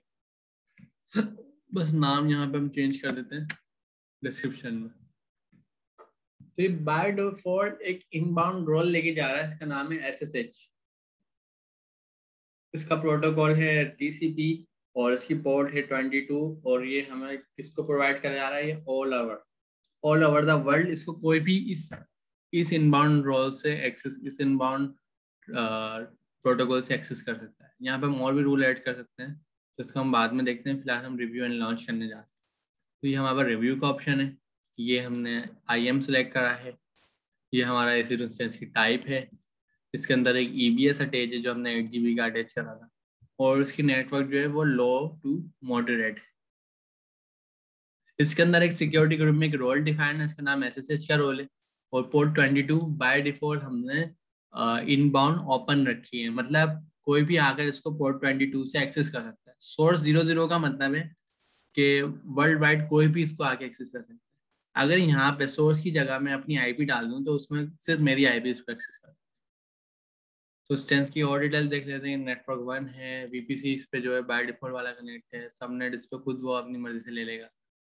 इसके अलावा हमने मॉनिटरिंग को डिटेल ऑन नहीं करी, टर्मिनेशन प्रोटेक्शन ऑन नहीं करी, शटडाउन बिहेवियर स्टॉप है, हाइबरनेट डिसेबल है, IAM रोल हमने देखें, ये हम आपको देखना है, कुछ नहीं दिया हमने।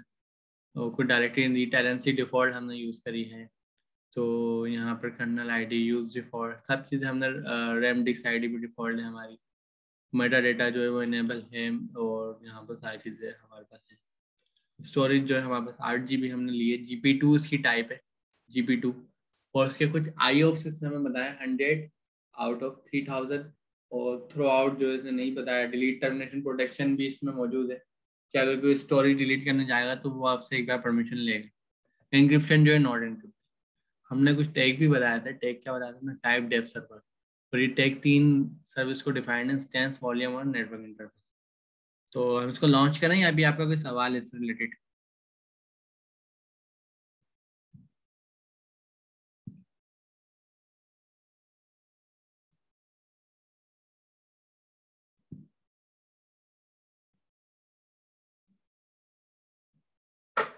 तो बिल्कुल कोई सवाल नहीं किसी का, लॉन्च कर दें इसको, या भी कोई चीज़ ऐसी मिस हो गई है जो आप लोगों को कुछ टैक्स के बारे पूछना में है? बता दें, दोबारा ये बताएं। चीज़ के बाद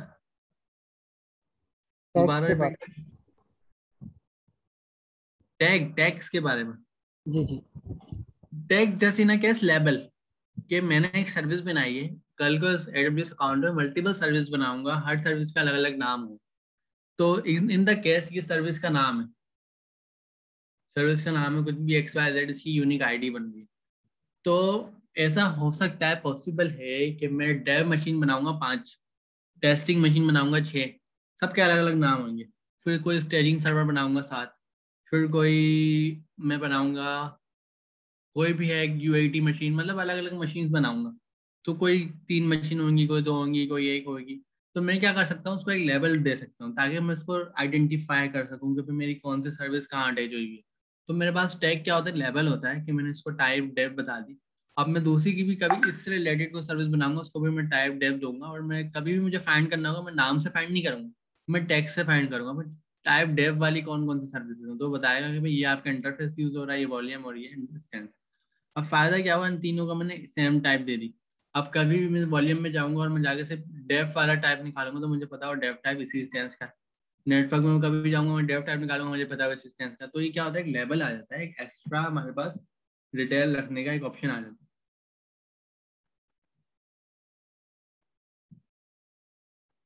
ठीक है, तो ये हमारे पास एक अच्छा ऑप्शन है यहाँ पर, जो हम यहाँ पे बता सकते हैं।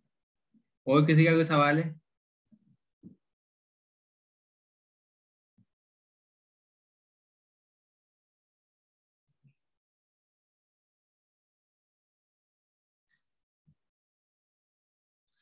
ठीक है, तो इसको हम लॉन्च करने जा रहे हैं, और ये डिटेल में आप लोग देख लें। अगर किसी को इसका स्क्रीनशॉट चाहिए तो मैं वो भी दे देता हूँ ग्रुप में।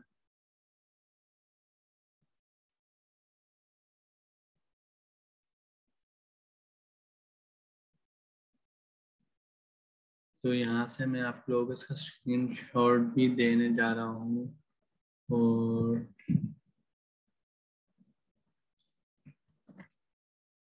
ये सब मैं ग्रुप में अटैच कर रहा हूँ आप लोग,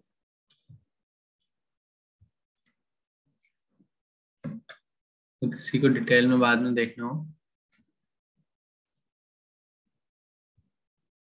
तो बाद में देख सकते।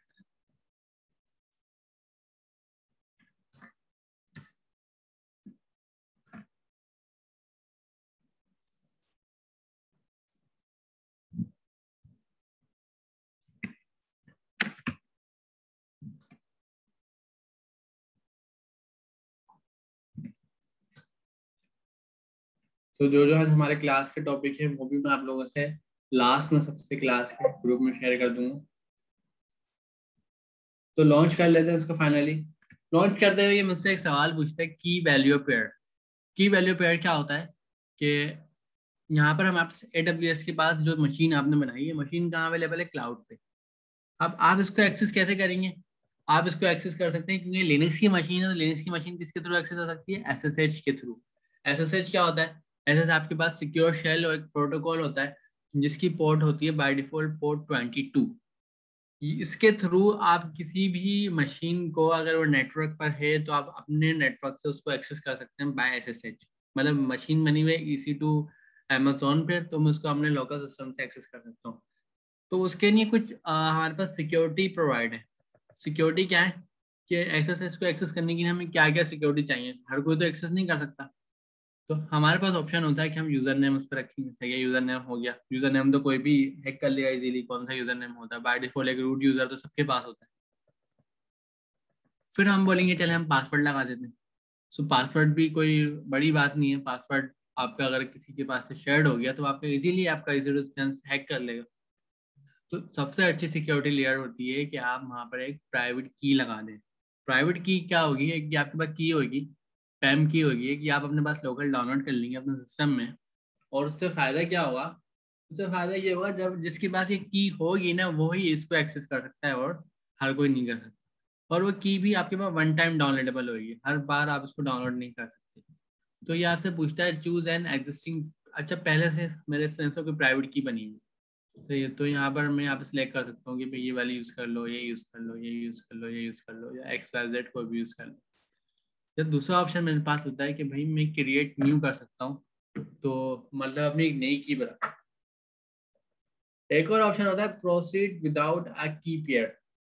की पेयर के अलावा भी हम उसको ले आ सकते हैं, लेकिन ऐसा हमें नहीं करना चाहिए। मैं आपको बेस्ट प्रैक्टिस हमेशा कहूँगा कि आप प्राइवेट की यूज़ करें। तो मैं क्रिएट न्यू की करूँ या मैं आप लोगों के लिए क्रिएट न्यू की कर लेता हूँ। क्रिएट न्यू की पेयर। तो ये मेरे से फॉर्मेट पूछता है कि भाई कौन सा फॉर्मेट रखना है, RA से रखना है, ED2559 रखना है। सही, तो एक ही वैल्यू प्रेडिकेट टाइप से है, ये मैं आपको नोट पैड में लिख देता हूँ, ये आप लोगों के लिए, आप लोगों के पढ़ने के लिए हो जाएगी।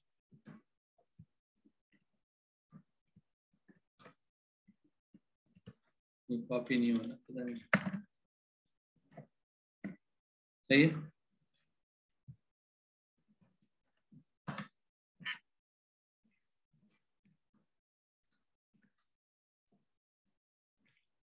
तो हम RA से ही बनाएंगे की का हम नाम रखेंगे PIIC base 3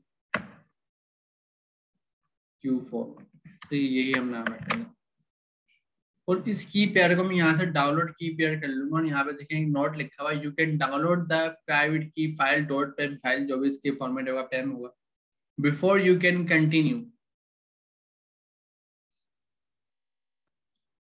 store in a secure and accessible location. You will not be able to download the file again after created. मतलब आपने एक बार इसको बना लिया, फिर आप इसको कभी भी एक्सेस डाउनलोड नहीं कर पाएंगे। तो आपके पास ये फर्स्ट टाइम ही ऑप्शन होता है कि आप इसको डाउनलोड कर सकते हैं। मैंने डाउनलोड की पेयर कर दी, ये मेरे पास डाउनलोड हो गया।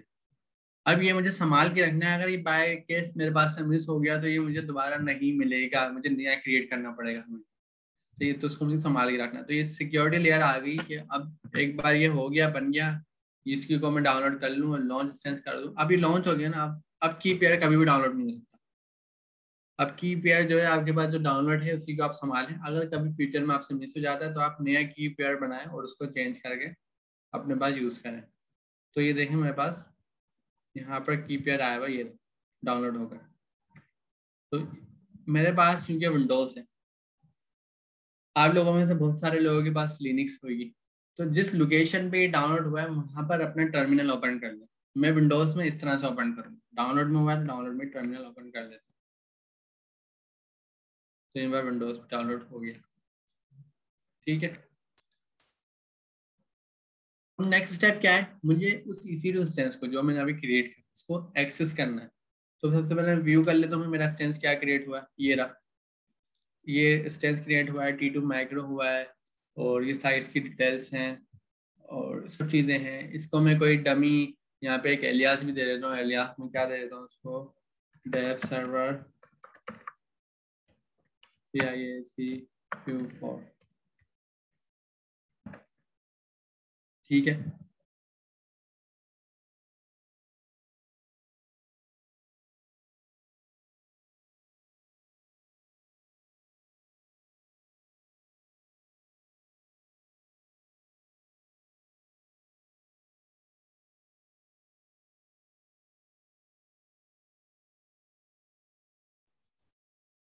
ये मैंने इसको एक वो भी दे दिया एलियास कि आप यहाँ पे इजीली देख सकें।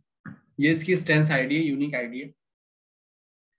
यहाँ पर हमारे पास एक्शन है, एक्शन के ऊपर लिखा हुआ कनेक्ट। यहाँ से मैंने इस मशीन को कनेक्ट सिलेक्ट करा है और यहाँ से मैं कर रहा हूँ कनेक्ट। डिटेल्स भी देख सकता हूँ मैं, तो फिलहाल कर रहा हूँ कनेक्ट। कनेक्ट में मेरे पास यहाँ पे देखो ऑप्शन है SSH क्लाइंट। SSH क्लाइंट जो है अभी मैंने जिक्र करा था, इसको हम SSH से एक्सेस करेंगे। Serial, session manager, connect detail, सब चीज़ें यहाँ मौजूद हैं। तो इसने मुझे सबसे पहले बताया, कुछ स्टेप बताए। इसने कहा है कि जो भी आपके पास स्टेंस आईडी है वो ये है, आप अपने SSH क्लाइंट को ओपन करें। SSH क्लाइंट हमारे पास फिलहाल कौन है, हमारे पास तो CMD है, यही है SSH क्लाइंट। तो आपके पास जो टर्मिनल होगा वही SSH क्लाइंट होगा। फिर उसके बाद अपनी प्राइवेट की को वहाँ पर करीब में कहीं लेकर जाएं, लोकेट करें, और उसका ये नाम है PIAC पेज 3/4। उसके बाद उसको ना कोई परमिशन दें, एग्जीक्यूशन की परमिशन हटाएं, इस वजह से उसको ये परमिशन दें। तो अगर आप लिनक्स यूज कर रहे हैं तो आप ये परमिशन देंगे। मैं यूज कर रहा हूँ विंडोज, तो मुझे परमिशन देने की जरूरत नहीं है। अगर आप लिनक्स यूज कर रहे हैं तो ये परमिशन देना लाजमी है, वरना वो आपको एक एरर देगा।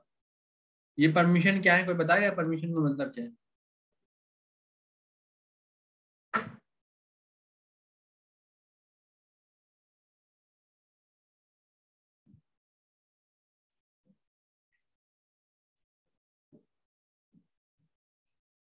कोई बताना चाहेगा? ये चेन मोड 400 मैंने लिनक्स में पढ़ा था, बिल्कुल पढ़ा था।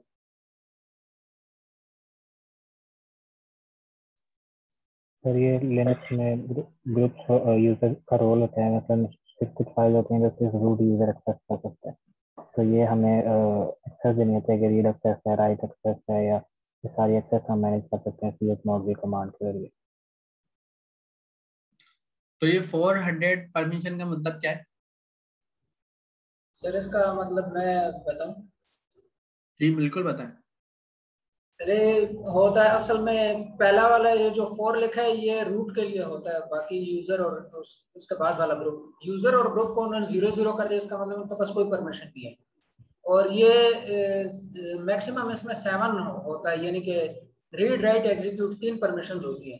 4 का मेरा ख्याल है रीड है, 2 राइट है और 1 एग्जीक्यूट है। तो इसका मतलब इसका सिर्फ रीड की परमिशन है। तो 400 का मतलब होता है कि जो सबसे पहला वाला है इसका 4 है, वो कौन सी परमिशन दे रहा है? राइट की परमिशन दे रहा है। और दे किसको रहा है? जो यूजर इस कमांड को एग्जीक्यूट कर रहा है उस यूजर के लिए इस फाइल को परमिशन जा रही है, फाइल का जो आपने नाम लिखा है। सही है। सेकंड वाला ग्रुप है, थर्ड वाला एवरीवन। थर्ड वाला एवरीवन है, everyone in the server. Second वाला ग्रुप है, फर्स्ट वाला क्या है? यूजर। तो यूजर को एक्सेस मिल रहा है रीड का, और बाकी सबको सारे एक्सेस सीने जा रहे हैं, कोई एक्सेस नहीं। सही है। तो इसका मतलब है कि आपकी जो भी पैम की होगी उसको सिर्फ आपको अपने यूजर को रीड का एक्सेस देना और बाकी किसी को भी कोई एक्सेस नहीं देना। और ये रिस्ट्रिक्ट करता है AWS कि आपको अपनी पैम की को राइट्स नहीं देना बहुत सारे, ताकि कोई भी उसको आगे मैनिपुलेट कर दे। आपको सिर्फ अपने पास रीड का राइट रखना, बस अपने पास भी राइट का राइट्स नहीं रखना। विंडोज में इन सबकी नीड नहीं होती। तो इन केस तो हमारे पास ये देखें SSH की है, इसको मैं कॉपी कर लेता हूँ यहाँ से। ये मैंने यहाँ से कॉपी कर ली, या कॉपी का यहाँ बटन दिए। अपनी कमांड पे जाता हूँ मैं, विंडोज की कमांड है, नजर आ रहा है सबको कमांड प्रॉम्प्ट?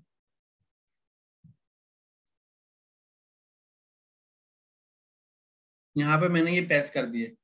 पेस्ट मैंने क्या करा है, SSH -i को मैंने प्रोवाइड करा है अपने PIAC base3q4 की पैम फाइल जो मेरे पास यहाँ डाउनलोड में रखी हुई है। सही है, तो इसी लोकेशन पे मैंने ये टर्मिनल खोला हुआ तो ये बाय डिफॉल्ट ऊपर उठा लेगा। डाउनलोड की लोकेशन पे खुला हुआ तो ये बाय डिफॉल्ट पैम की उठा लेगा। उसके बाद मैंने अपना एक यूजर बताया, इसका नाम है EC2 -user जो मेरा AWS का है। उसके बाद मैंने @ बताया, @ के आगे मैंने कोई IP लिखी है, मतलब कोई ना कोई एंड पॉइंट लिखा है। तो ये एंड पॉइंट मेरे पास कौन सा है, आए देखते हैं इसी के ऊपर। ये मेरा स्टेंस है, ये रहा स्टेंस। इसके बाद कुछ पब्लिक एंड पॉइंट है। एक है आपके पास पब्लिक एंड पॉइंट में क्या है, पब्लिक IPv4 DNS एड्रेस जो होता है कुछ इस तरह का होता है, उसके अंदर इंग्लिश लाइक सेंटेंस होता है। दूसरा आपके पास क्या है, पब्लिक IP भी है। पब्लिक IP आपकी क्या है, ये रही। तो आप दोनों के थ्रू एक्सेस कर सकते हैं, पब्लिक IP के थ्रू भी और पब्लिक DNS के थ्रू भी। लेकिन आप प्राइवेट IP से एक्सेस अभी नहीं कर सकते क्योंकि आप किसी पब्लिक नेटवर्क पे। प्राइवेट IP पे एक्सेस करने के लिए आपको किसी प्राइवेट नेटवर्क पे होना पड़ेगा, वो हम बाद में डिस्कस करेंगे। फिलहाल हम पब्लिक DNS या पब्लिक IP दोनों को यूज कर सकते हैं, दोनों में सेम बात। अभी ये क्या यूज कर रहा है, पब्लिक DNS। देखिए हमने पब्लिक DNS लगा, इसको मैं इंटर करता हूँ। इंटर करने के बाद ही मुझसे परमिशन लेगा कि भाई ये फिंगरप्रिंट इसमें ऐड होना है, यस और नो। तो यस कर देता हूँ, तो ये परमानेंटली ऐड हो गया है। इसने क्या करा है, मेरा सिस्टम विंडोज माइक्रोसॉफ्ट था तो इसने एक्सेस कर लिया Amazon लिनक्स की मशीन को SSH के थ्रू। देखा आप लोगों ने, यहाँ पर मैं क्या करने जा रहा हूँ, यहाँ पर मैं कुछ कैट करने जा रहा हूँ, कैट etc os रिलीज। इस कमांड का मतलब क्या है, कैट etc os रिलीज का? इस कमांड का मतलब है कि मेरी इस ऑपरेटिंग सिस्टम की डिटेल बता दो। उसने बताया कि Amazon लिनक्स है, वर्जन 2 है, ये ID है, सेंटोस रहील फेडोरा लाइक है, वर्जन 92, और उसकी जो नेम है Amazon लिनक्स 2 है, और ये सारी इसकी डिटेल्स आ रही हैं।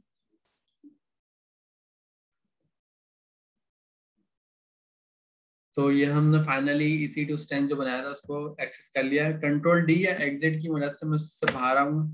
देखिए मैं बाहर आ गया हूँ, और अब मैं ये लिखूंगा खुद ही SSH -i, मतलब की बतानी है। की का नाम क्या है हमारी, PIAC base3q4.pem। उसके बाद मुझे क्या बताना है, अपना EC2 यूजर, मतलब जो भी मेरा यूजर है। उसके बाद @ के बाद मुझे क्या देना है, एंड पॉइंट। एंड पॉइंट मेरा DNS भी हो सकता है, IP भी। इस बार हम IP से टेस्ट करते हैं, तो ये IP मैंने यहाँ पेस्ट कर दी 34201692236। तो यही IP यहाँ पर मैंने टेस्ट कर दी। अब मुझे बताएं क्या ये IP से एक्सेस हो जाएगा या नहीं।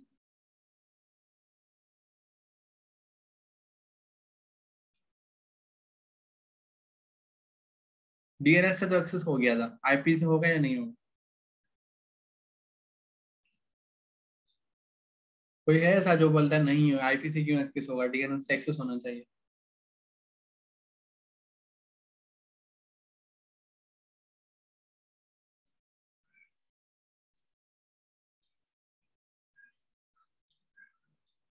तो सब इस बात पे एग्री हैं कि ये IP से एक्सेस हो सकता है, क्योंकि IP और DNS एक ही बात है, वो दोनों एक दूसरे को ही मैप कर रहे हैं।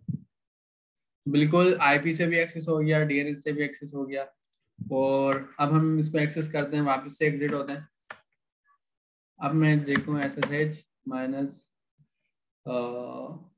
मैं लिखूँ EC2 यूजर @ और ये IP एड्रेस। अब एक्सेस हो जाएगा।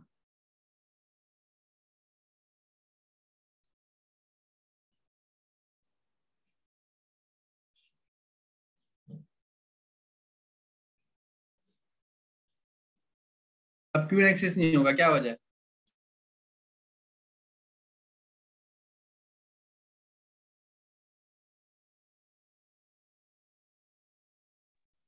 हमने यहाँ पर इसकी की फाइल डिफाइन नहीं करी है। और हमने वहां पर सिक्योरिटी लगाई थी जब EC2 बनाया था कि इसको की फाइल यूज करनी है। अगर हम विदाउट की फाइल बनाते तो हम यहाँ पे इसको विदाउट की एक्सेस करते। अभी हमने की फाइल बनाई है तो हम उसको एंटर करेंगे तो हमारे पास कोई परमिशन ही नहीं है, बोले परमिशन डिनाइड। कोई भी आपके पास ऐसी की है पब्लिक की, जैसे API की विद में XYZ जो आप नहीं दे रहे उसको। चले मैं इसको SSH-i और प्राइवेट की दे देता हूँ, उसका यूजर का नाम मैं रख देता हूँ root@। अब एक्सेस हो जाएगा। ये पब्लिक IP।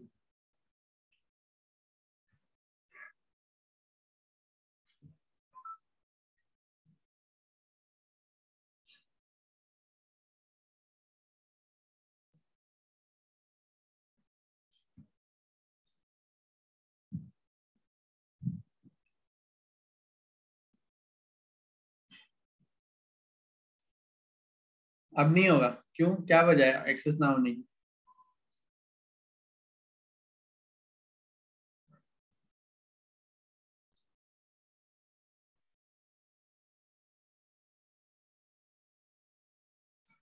सर ये उसके लिए रूट यूजर के लिए की थी नहीं, ये दूसरे यूजर के लिए थी।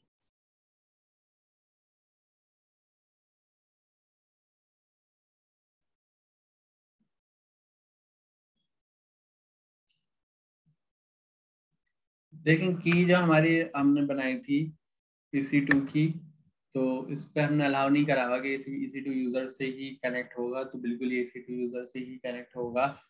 और अब मैं दूसरा स्टेप एक और लेने जा रहा हूँ। वो क्या लेने जा रहा हूँ मैं, जो यहाँ पर IP डाल लूँ। चलें ये मैं EC2 यूजर वाली ही ले लिया मैंने, सही है। अगर मैं यहाँ पर प्राइवेट IP यूज करूँ ये वाली, तो एक्सेस होना चाहिए।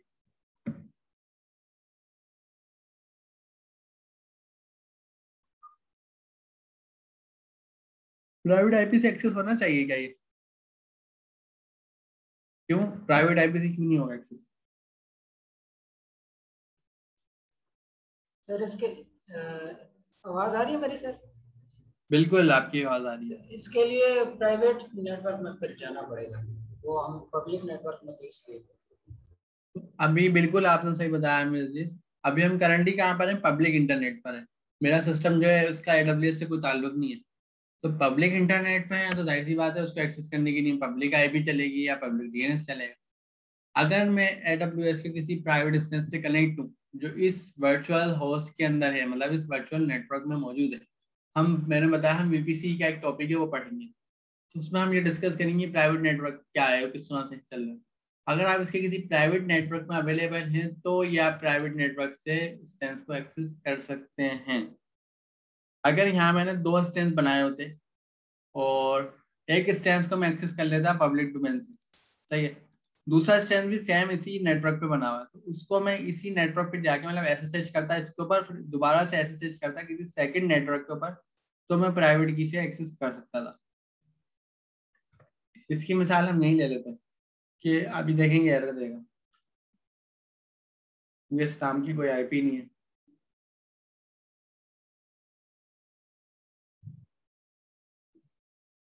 ये ढूंढता ही रहेगा बहुत देर तक और ये टाइम आउट हो जाएगा। हाँ इससे बेहतर है हम आगे बढ़ते हैं। तो ये हमारे पास EC2 है। देखिए हमने EC2 स्ट्रेंथ को एक्सेस कर लिया पब्लिक की से, सही है। अब यहाँ पर अगेन से SSH कर सकते हैं, हमें नीड नहीं है हम दोबारा SSH लगाएं। अगेन से SSH कर सकते हैं, अगेन से EC2 यूजर बता सकते हैं, ये लगा सकते हैं। अगर यहाँ पे मैं प्राइवेट IP दूंगा तो ये देखें मुझे पहुंचा दिया। देखें अभी के केस में हम ये नहीं सोचें कि हम एक नेटवर्क पे थे दूसरे नेटवर्क पे थे, कि अगर आपने यहाँ प्राइवेट की, इसने हमें एरर दे दिया, हमारे पास पब्लिक की नहीं है, लेकिन देखें इसने पहुंचा दिया था, यस और नो पूछ लिया था इसने हमारे, ठीक है। तो ये आपके पास प्राइवेट और पब्लिक नेटवर्क होता है, इसका आपको ख्याल रखना है। दूसरी चीज क्या है, जब आपने की लगाई है पैम की लगाई है, इसने आपसे पासवर्ड नहीं पूछा, डायरेक्ट इसने आपको लॉगिन करके दे दिया, तो इसके आपके पास आपने पासवर्ड लिया तो ऑथेंटिकेशन आपके पास आ गई है पैम की के थ्रू, उसका आप एक्सेस कर सकते हैं।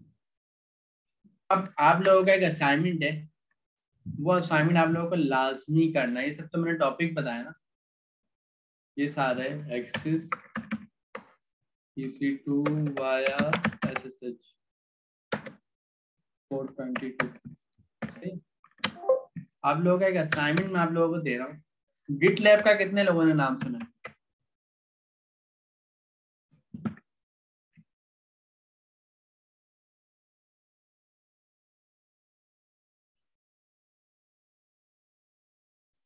तू भी बताना चाहेगा गिटलैब क्या है?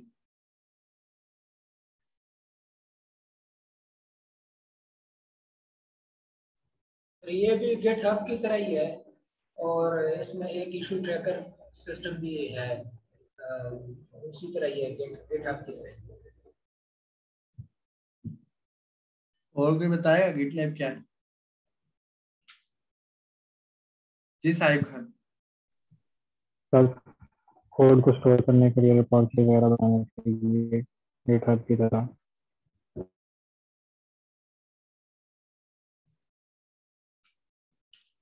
तो गिटलैब पे अकाउंट बनाने के लिए आपको कहाँ जाना पड़ता है? कौन सा डोमेन है? gitlab.com है, सही है ना? क्या मैं अपने पास लोकल सिस्टम में, लोकल EC2 सर्वर में, वर्चुअल मशीन में गिटलैब को ऑन प्रीमिसेस का मतलब अपने पास लोकल सेल्फ होस्ट कर सकता हूँ?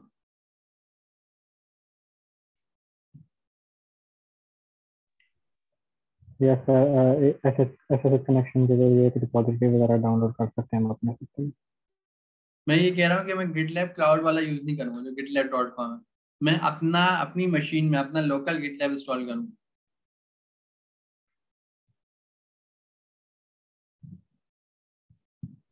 सर वैसे है तो ये मेरा ख्याल ओपन सोर्स ही है, हो सकता होगा। ऐसे मैंने कभी सोचा नहीं या कभी इस पे रिसर्च नहीं की, तो मेरा ख्याल है हो सकता होगा। हमारा नेक्स्ट असाइनमेंट ये है कि आपने एक EC2 इंस्टेंस बनाना है, उस EC2 इंस्टेंस के बाद गिटलैब को इंस्टॉल करना है, और गिटलैब को इंस्टॉल करने के बाद मुझे बताना है कि भाई हमने EC2 इंस्टेंस बनाया और गिटलैब हमने इंस्टॉल करके चेक कर दिया है। सही है? तो ये आपका नेक्स्ट असाइनमेंट है। दूसरी चीज का आपको ख्याल रखना है, जब आप EC2 क्रिएट करेंगे, EC2 स्टार्ट करेंगे, तो EC2 इंस्टेंस आपको प्रोवाइड कर रहा है फ्री ट्रायल पे 750 आवर्स पर ईयर। तो आपको एक चीज से मेक श्योर होना है कि EC2 इंस्टेंस अगर बनाया है तो उसको स्टॉप करना है। ऐसा नहीं कि 12 घंटे के लिए उसको बनावा छोड़ दे। बनाया, काम करा, काम जैसे खत्म हुआ इसको स्टॉप करना है। कोई भी इसको अपन नहीं छोड़ेगा, वरना वो क्या करेगा, आपका सारा अकाउंट का बैलेंस खत्म हो जाएगा। फ्री ट्रायल जो दिया हुआ है फिर वो खत्म, फ्री ट्रायल ही खत्म हो जाएगा, आपका 1 महीने में खत्म हो जाएगा। तो सिर्फ आप जब काम करेंगे जब ही इसको यूज करेंगे, वरना आप सारी सर्विस को बंद करके जाएंगे। तो आप लोगों को गिटलैब एक सेल्फ होस्टेड इंस्टॉल करना है, सही है? और कॉन्फ़िगर करना है, कॉन्फ़िगर गिटलैब सेल्फ होस्टेड इन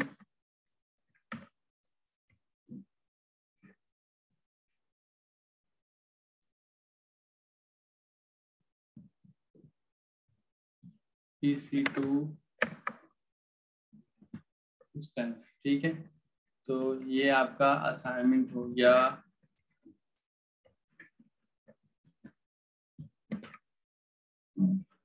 पहला असाइनमेंट होगा कैसे, कोई डॉकर से करे बगैर डॉकर से करे आपकी मर्जी, लेकिन करना है। सही है, ये आपका असाइनमेंट है। दूसरी एक काम की सबसे चीज है वो है, आप अपने EC2 स्टेल्स के अंदर है, ये वाला स्टेल्स है, इसमें आपके पास ऑप्शन है सिक्योरिटी का। सिक्योरिटी में आपको सिक्योरिटी ग्रुप नजर आ रहा है, कोई बताएगा सिक्योरिटी ग्रुप? अभी मैंने डिफाइन भी करा था थोड़ी देर पहले।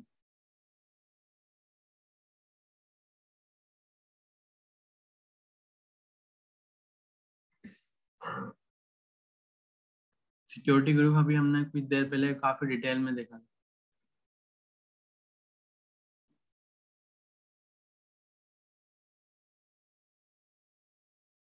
मास्टर और वीजा कार्ड दोनों में से कोई एक कार्ड जरूरी है, सी के ऊपर वो क्रिएट करेगा।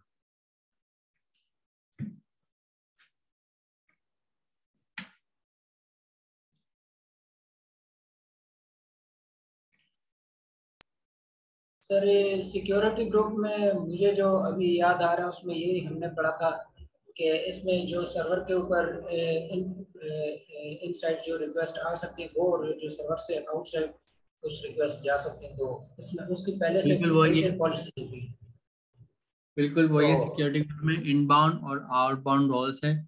तो हमारे पास इनबाउंड हमने कौन सा अलाउ करा हुआ है, जस्ट फॉर SSH 22।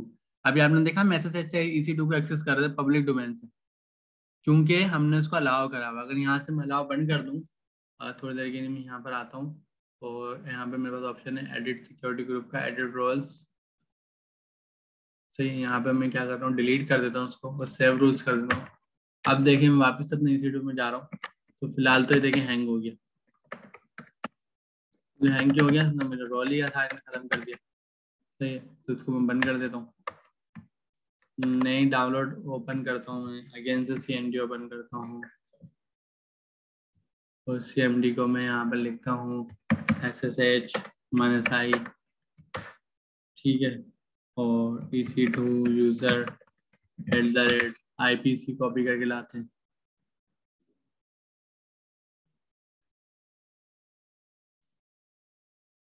ये CIP है, देखेंगे ये मुझे क्या असाइन जाने देगा।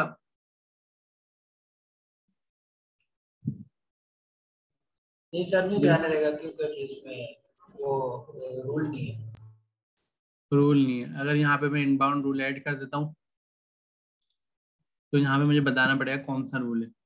यहाँ मेरे पास ऑल भी ऑप्शन है, ऑल नहीं करना, सिर्फ SSH में बता रहा हूँ। देखो बाय डिफॉल्ट ने पोर्ट 22 ऊपर उठा ली। इसने बोला सोर्स कौन सा है हमारे पास, हम यहाँ पे बोल सकते हैं कस्टम, एनीवेयर या माई IP। तो एनीवेयर का मतलब है पूरे वर्ल्ड वाइड इंटरनेट से कोई भी इसको एक्सेस कर ले। यहाँ कोई डिस्क्रिप्शन प्रोवाइड कर दो, यहाँ सेव रूल्स कर दो। अब मैं जाता हूँ अगेन, लेकिन टाइम आउट एरर आया। टाइम आउट एरर जब भी आपके पास आएगा आपको पता लग जाना चाहिए सिक्योरिटी ग्रुप से कहीं से भी अलाउ नहीं है। अब देखिए अलाउ हो गया, कनेक्ट हो गया। इनबाउंड रोल का मतलब क्या है, क्या अगर कोई आउटसाइड ऑफ द इस लोकल नेटवर्क के, इस नेटवर्क के आउटसाइड से इसको कोई एक्सेस करना चाह रहा है तो वो इनबाउंड। आउटबाउंड का मतलब क्या है कि ये मशीन इटसेल्फ आउटसाइड से कुछ एक्सेस करना चाह रही हो तो उसके लिए आउटबाउंड है। तो बाय डिफॉल्ट AWS ने आउटबाउंड रोल को ऑल करा हुआ है, देख रहे हैं। आउटबाउंड रोल को ऑल करने का मतलब क्या है, इसके ऊपर इंटरनेट चल रहा है। अगर आप इसको बंद कर देंगे तो उस पर इंटरनेट चलना बंद हो जाएगा, क्योंकि अब बाहर से कुछ ट्रैफिक अंदर आएगा ही नहीं। सही है। दूसरा क्या है, आप ये कर सकते हैं स्पेसिफिक ट्रैफिक को आउटबाउंड कर दें, हर को नहीं करें, हर ट्रैफिक को नहीं करें, तो हर ट्रैफिक इस सर्वर पे नहीं आएगा, कुछ स्पेसिफिक आएगा। लेकिन फिलहाल इन्होंने सब ऑल दिया हुआ, प्रोटोकॉल ऑल, पोर्ट ऑल, हर चीज को ऑल करा हुआ है, डेस्टिनेशन 00 रखी, मतलब ये machine itself outside of the internet कुछ भी एक्सेस कर सकती है, मतलब outside of its network, not internet, outside of its network. जरूरी नहीं इंटरनेट। इंटरनेट क्यों जरूरी नहीं है ये हम बाद में डिस्कस करेंगे, मैं बताऊंगा इंटरनेट गेटवे होता है इसके अंदर, वो क्या काम करता है वो हम बाद में देखेंगे। अगर आप EC2 पे GitLab इंस्टॉल करेंगे तो आपको यहाँ पर इनबाउंड रोल देना है, एड रोल करना है आपको यहाँ पर कस्टम TCP, और जैसे कि GitLab मैंने चलाया पोर्ट 8080 पे, तो यहाँ पर आपको पोर्ट 8080 डिफाइन करनी है। सही है, इस तरह से आपको रोल अलाउ करेंगे तो ही आपका GitLab चलेगा, वरना नहीं चलेगा। जिस जिस भी पोर्ट पे आपने चलाया, 3000 में चलाया, 4000 में, वो आपको अलाउ भी करनी होगी, वरना वो आपको आउटसाइड नहीं मिलेगा। सही है, तो ये हमारा सिक्योरिटी ग्रुप का टॉपिक भी आज हो गया। अब मैं जा रहा हूँ अपने EC2 स्टेंस पे, तो ये मेरा एक स्टेंस रनिंग आ रहा है यहाँ पर। इस स्टेंस पे जाते हैं, इस पे क्लिक करते हैं, ये स्टेंस है, यहाँ पर राइट क्लिक करते हैं, यहाँ पर ऑप्शन होता है स्टॉप का, इसको मैं स्टॉप कर रहा हूँ। तो स्टॉप मैं आपको इसलिए करके दिखा रहा हूँ, आप लोगों को भी स्टॉप करना लाजमी है। 1 घंटा काम करना है, काम करें, कहीं भी आपको जाना है आप इसको स्टॉप करके जाएंगे, आपको उसको स्टार्ट नहीं छोड़ना, कुछ भी करके। स्टार्ट छोड़ेंगे तो आपका पूरा फ्री ट्रायल खत्म हो जाएगा कुछ दिनों में, और सब खत्म जाएंगे। 750 आवर्स बहुत कम है, तो इसका स्टेटस आ जाएगा अभी थोड़ी देर में। तो देखें स्टॉप हो गया है, देखें आपका जो डेव सर्वर है PIC का, वो क्या पे गया हुआ है, स्टॉपिंग पे गया है, वो अभी एग्जिस्ट नहीं करता। दूसरा ऑप्शन होता है टर्मिनेट का, तो यहाँ पे हम क्या कर सकते हैं, टर्मिनेट डिस्टेंस कर सकते हैं। टर्मिनेट हाइबरनेट डिस्टेंस भी होता है, रोबोट डिस्टेंस, रिबूट मतलब रीस्टार्ट कर दो या वापस से स्टार्ट कर दो, फोर्सफुल स्टॉप भी एक ऑप्शन होता है। टर्मिनेट स्टेंस में करने जा रहा हूँ, लेकिन ये अभी क्या आ रहा है, स्टॉपिंग आ रहा है, स्टॉप नहीं आ रहा। थोड़ी देर वेट कर लेते हैं इसका, जब तक स्टॉप नहीं आएगा तब तक वेट कर लेते हैं। सर एक सवाल है। जी पूछे। सर ये अगर हमने इस इंस्टेंस को मिसाल के तौर पे आधा घंटा इस्तेमाल कर लिया और फिर उसके बाद इसको स्टॉप कर लिया, तो जो हमारा फ्री वाला अकाउंट है उसमें से 1 घंटा कटेगा या आधा घंटा कटेगा, या जितने मिनट हमने इस्तेमाल किए उतने ही मिनट कटेंगे? ये मिनट के हिसाब से कटेगा।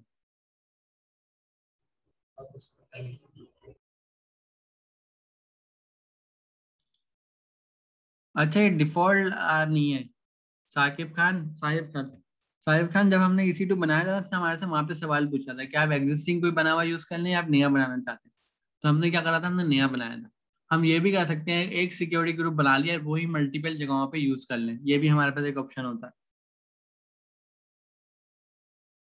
यहाँ तक कि जो आपने AWS की वैल्यू पेयर बनाया है, वो भी आपके पास ऑप्शन होता है कि आपने एक बार बना लिया और मल्टीपल टाइम आप उसको मल्टीपल EC2 पे रीयूज भी कर सकते हैं। और रीयूज जो है बेस्ट प्रैक्टिस है, क्योंकि आपने अगर एक बार प्राइवेट की बना ली, आपने अपने डेवलपर्स को प्रोवाइड कर दी, तो नेक्स्ट टाइम आपको एक और EC2 बनाएंगे तो आपको अगेन प्राइवेट की सबको प्रोवाइड करनी है। नहीं, इससे बेहतर क्या है कि आप एक प्राइवेट की प्रोवाइड कर दें और हर बार उसी प्राइवेट की को अलग अलग EC2 इंस्टेंस पर अटैच करते रहें। डेवलपर के पास एक ही की होगी, वो हर बार उसी के थ्रू अटैच हो जाएगा। देखिए स्टॉप आ गया, अब मैं इसको टर्मिनेट कर सकता हूँ। तो ये टर्मिनेट होने जा रहा है। ये क्या कह रहा है, टर्मिनेट होते हुए ये EBS भी डिलीट कर देगा। ये कह रहा है मैं आपका EBS मतलब जो हमने ब्लॉक स्टोरेज 8 GB का बनाया था वो भी डिलीट कर देगा ये। ठीक है, हमें नीड भी नहीं है उसकी। सक्सेसफुली स्टॉप हो गया था पहले, अब सक्सेसफुली टर्मिनेटेड भी हो गया है। सर एक और सवाल है। जी सर इसमें हमने तो यहाँ पे फ्री वाले में 8 GB इसको स्टोरेज दे दी थी, अगर हमने इसको ज्यादा दे दें तो क्या उसका फिर पैसे चार्ज होंगे या वो फ्री में ही होगा? देखिए, फ्री ट्रायल में इसने आपको कोई स्टोरेज दी हुए थे AWS। मैं यही कह रहा हूँ, सारी चीजें फ्री टियर में अवेलेबल हैं।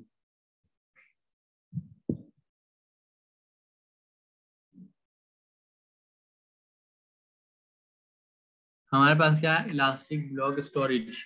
इलास्टिक ब्लॉक स्टोरेज हमारे पास यहाँ पर है।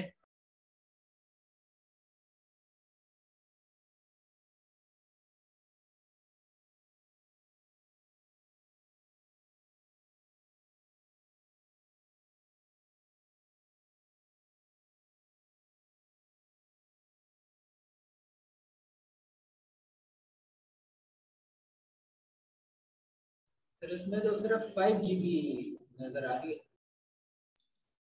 अच्छा, ये 5 GB जो है ये सिर्फ S3 स्टोरेज है, उसको हम बाद में पढ़ेंगे। हमारे पास EC2 है, RDS है। हाँ, हमें जो सर्च करना है इस पर इलास्टिक ब्लॉक स्टोरेज सर्च करना है, तो मैं सबसे पहले आप लोगों को यहाँ दिखा देता हूँ कि इलास्टिक ब्लॉक स्टोरेज का ऑप्शन।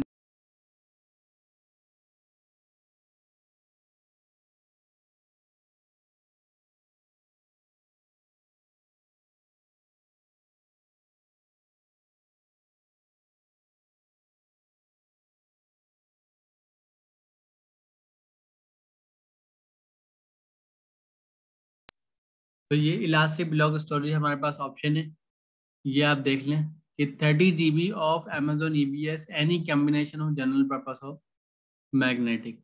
तो ये इतने IOPS भी होते हैं इसमें, IOPS को भी हम देखेंगे क्या होते हैं।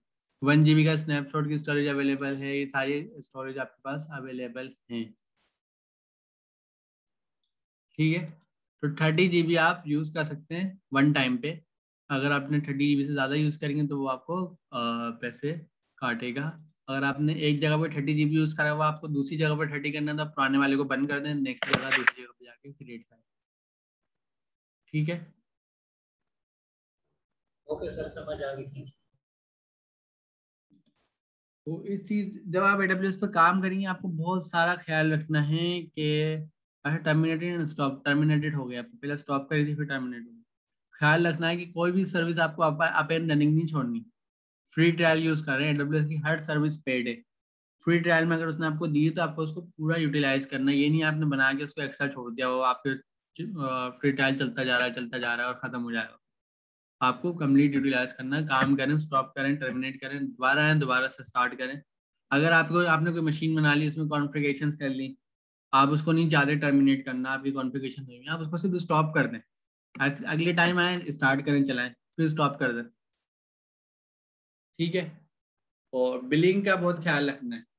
बिलिंग कहाँ पर है? सर या जी सर टर्मिनेटेड और स्टॉप की समझ नहीं है। स्टॉप तो चले हम सर्विस कर देते हैं ताकि हमें हमारी वो फ्री सर्विस खत्म ना हो, बट टर्मिनेटेड हम किस वजह से करते हैं वो काइंडली थोड़ा सा गाइड करना। टर्मिनेट मतलब हमने बिल्कुल ही किल कर दिया, एंड कर दिया, उसको किल कर दिया, वो एग्जिस्ट ही नहीं करता प्रोसेस। तो दोबारा हम इसको यूज कर सकते हैं सेम इसको सर्विस को? नहीं, दोबारा हम एक तरीके से यूज कर सकते हैं, अगर हमने अपनी इलास्टिक ब्लॉक स्टोरेज जो रूट का वॉल्यूम था, अगर वो हम उसको ओपन रखते, टर्मिनेट करते हुए हमने EBS को डिलीट कर दिया, अब वो डेटा भी लॉस्ट हो गया।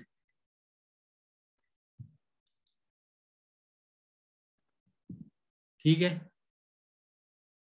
ठीक है। तो हमारे पास बिल्कुल ही ब्लैंक हो गया है सारी चीजें। अब किसी का कोई सवाल? मेरा एक सवाल है सर, अगर हमने 8 GB सेलेक्ट किए स्पेस और हम उसको बढ़ाना चाहते हैं और हमारा इंस्टेंस भी रन कर रहा है, तो हम क्या रनिंग टाइम पे ही अटैच और हार्ड अटैच कर सकते हैं, या हमें दोबारा डिलीट करके दोबारा बनाना पड़ेगा? नहीं, डिलीट करके दोबारा बनाने की जरूरत नहीं। एक स्टेप से मल्टीपल वॉल्यूम्स अटैच हो सकते हैं पहली बार। अगर कोई रनिंग है, जैसे ये बने हुए हैं, तो इन यूज आ रहे हैं सारे, तो मैं यहाँ पर जाकर मॉडिफाई वॉल्यूम कर सकता हूँ और यहाँ पे उसका स्टोरेज बढ़ा सकता हूँ। तो यहाँ पे इसका एक अलग अलग कॉलम है, इलास्टिक ब्लॉक स्टोरेज, इसके अंदर वॉल्यूम का कॉलम है। यहाँ पर आप आएंगे ना, यहाँ पे आपको सारे बने हुए नजर आएंगे जो भी आपने बनाए। ये पहले के बने हुए हैं, जो मेरा वाला डिलीट हो गया। जस्ट लाइक मुझे इसको मॉडिफाई करना है, मैं यहाँ एक्शन पाया, मॉडिफाई करा, और इसको जितना भी बढ़ाना बढ़ा के मॉडिफाई कर। ठीक है, तो ये मतलब कोई इफेक्ट नहीं करेगा हमारी मशीन या हमारे जो पहले डाटा है नहीं, उस पर? चलो ठीक बिल्कुल है। नहीं करेगा।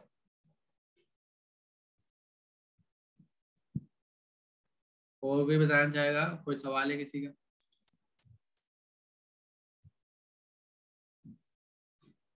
Amazon पे फ्री टियर पे प्रोडक्ट पे यहाँ पे बहुत सारे ट्यूटोरियल मौजूद है, आप ये भी देखें। आप लोग AWS की क्लास में आ गए ना, तो मैं आप लोगों से एक्सपेक्ट करता हूँ कि भाई आप लोगों का वीकली एटलीस्ट 10 या 12 घंटे ना इसके ऊपर लगाने, इस कोर्स पे लगाने। सिर्फ क्लास में लेक्चर लेना काफ़ी नहीं है, आपने वीकली एटलीस्ट 12 घंटे इस पे लगाने हैं। ये सारी चीज़ें पढ़नी है, इसकी प्रैक्टिस करनी है, नई चीज़ें एक्सप्लोर करनी है, आगे बढ़ना है। और मैं ये बिल्कुल भी बर्दाश्त नहीं करूंगा कि आप क्लास में बिल्कुल ही ब्लैंक होकर आए और जो पिछली क्लास में पढ़ा था वो भी नहीं पता और नेक्स्ट क्या करना है वो भी नहीं मालूम। तो ये सारी चीज़ें मैं, और ये असाइनमेंट मैं आप लोगों से ज़रूर पूछूंगा, तो प्लीज़ ये असाइनमेंट को सीरियसली बना लेना। सही है। हमें, अब मैं चाहता हूँ कि आप लोग ये सारी चीज़ें पढ़ लें और इसमें काम करना शुरू कर दें, तो मेरे साथ कोऑपरेट करें।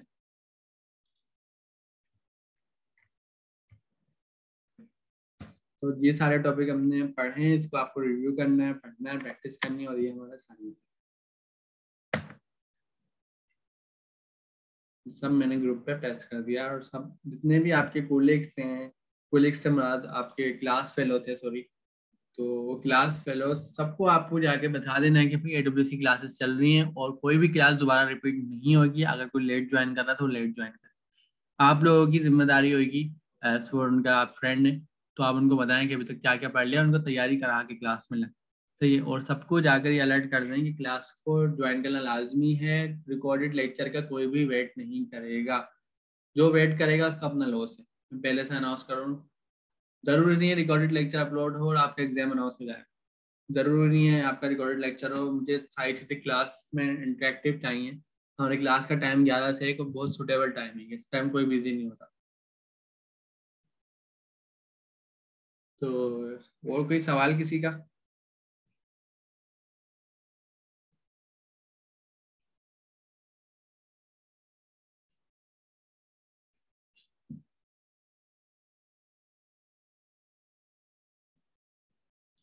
तो असाइनमेंट सबको समझ आ गया?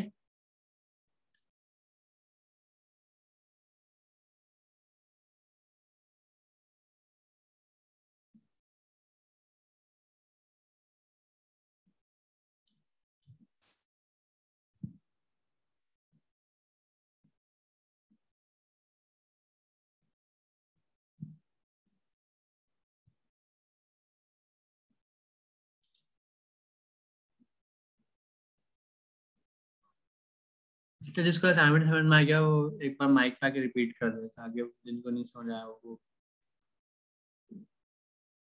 रूट अकाउंट का मतलब है जो आप अमेज़न पे फर्स्ट टाइम आप अपना अकाउंट परचेज करेंगे, सब्सक्राइब करेंगे, तो जो आपको ईमेल और पासवर्ड आपका होगा वो रूट अकाउंट होगा। सर असाइनमेंट आपने ये दिए कि एक तो ये जो टॉपिक्स हैं तो पढ़ने हैं, वो तो खैर वैसे ही क्लास के अंदर जो पढ़े वो तो पढ़ने ही है। उसके अलावा ये आपने बताया कि गिट लैब जो है इसको अपने EC2 के ऊपर अपना एक सर्वर पहले वर्चुअल मशीन बनानी है, उसके अंदर जो है ये गिट लैब इंस्टॉल करना है, ताकि वो जिस तरह हम लिखते हैं gitlab.com और उसके अंदर जाके फिर अकाउंट बनाते हैं, तो इसकी बजाय हमारा जो EC2 वाला सर्वर होगा उसके ऊपर जाकर बंदा गिट लैब का अकाउंट बनाए, यानी कि ये इस तरह हो। बिल्कुल यही असाइनमेंट था और ये आपको बनाकर आना है नेक्स्ट क्लास में। और EC2 अपना आप एंड रनिंग नहीं छोड़ देना कि मैंने असाइनमेंट बनाया हुआ तो आप एंड रनिंग उसको स्टॉप कर देना जब बना लो, ठीक है। और जल्दी से जाके सब लोग फ्री ट्रायल लें और मुझे ग्रुप में अपडेट करना है सारे स्टूडेंट्स को कि आप लोगों ने फ्री ट्रायल ले लिया है, फ्री ट्रायल ले लिया है। जो स्टक हो रहा है वो भी ग्रुप में आके बताए ताकि उसकी सब मिलके हेल्प कर सकें कि भाई क्या स्टक हो रहे हैं, क्यों अकाउंट आप नहीं ले पा रहे। तो लेट्स सी, हम कंटिन्यू करेंगे अगली क्लास से और अगली क्लास में मैं आप लोगों से एक्सपेक्ट करता हूँ कि आप लोग प्रैक्टिस करके आएंगे। सिर्फ जो मैंने पढ़ाया वो नहीं, आप लोगों को आउट ऑफ द बॉक्स भी खुद से भी प्रैक्टिस करनी है ताकि हम आगे एडवांस टॉपिक पे जा सकें। तो यही आप लोगों से रिक्वेस्ट है कि प्रैक्टिस करें, ज़्यादा से ज़्यादा करें और अपना एटलीस्ट 10 से 12 घंटे वीकली आपको AWS की क्लास को देने हैं। सही है, तो ऑल द बेस्ट, मिलते हैं नेक्स्ट क्लास में। अल्लाह हाफिज़।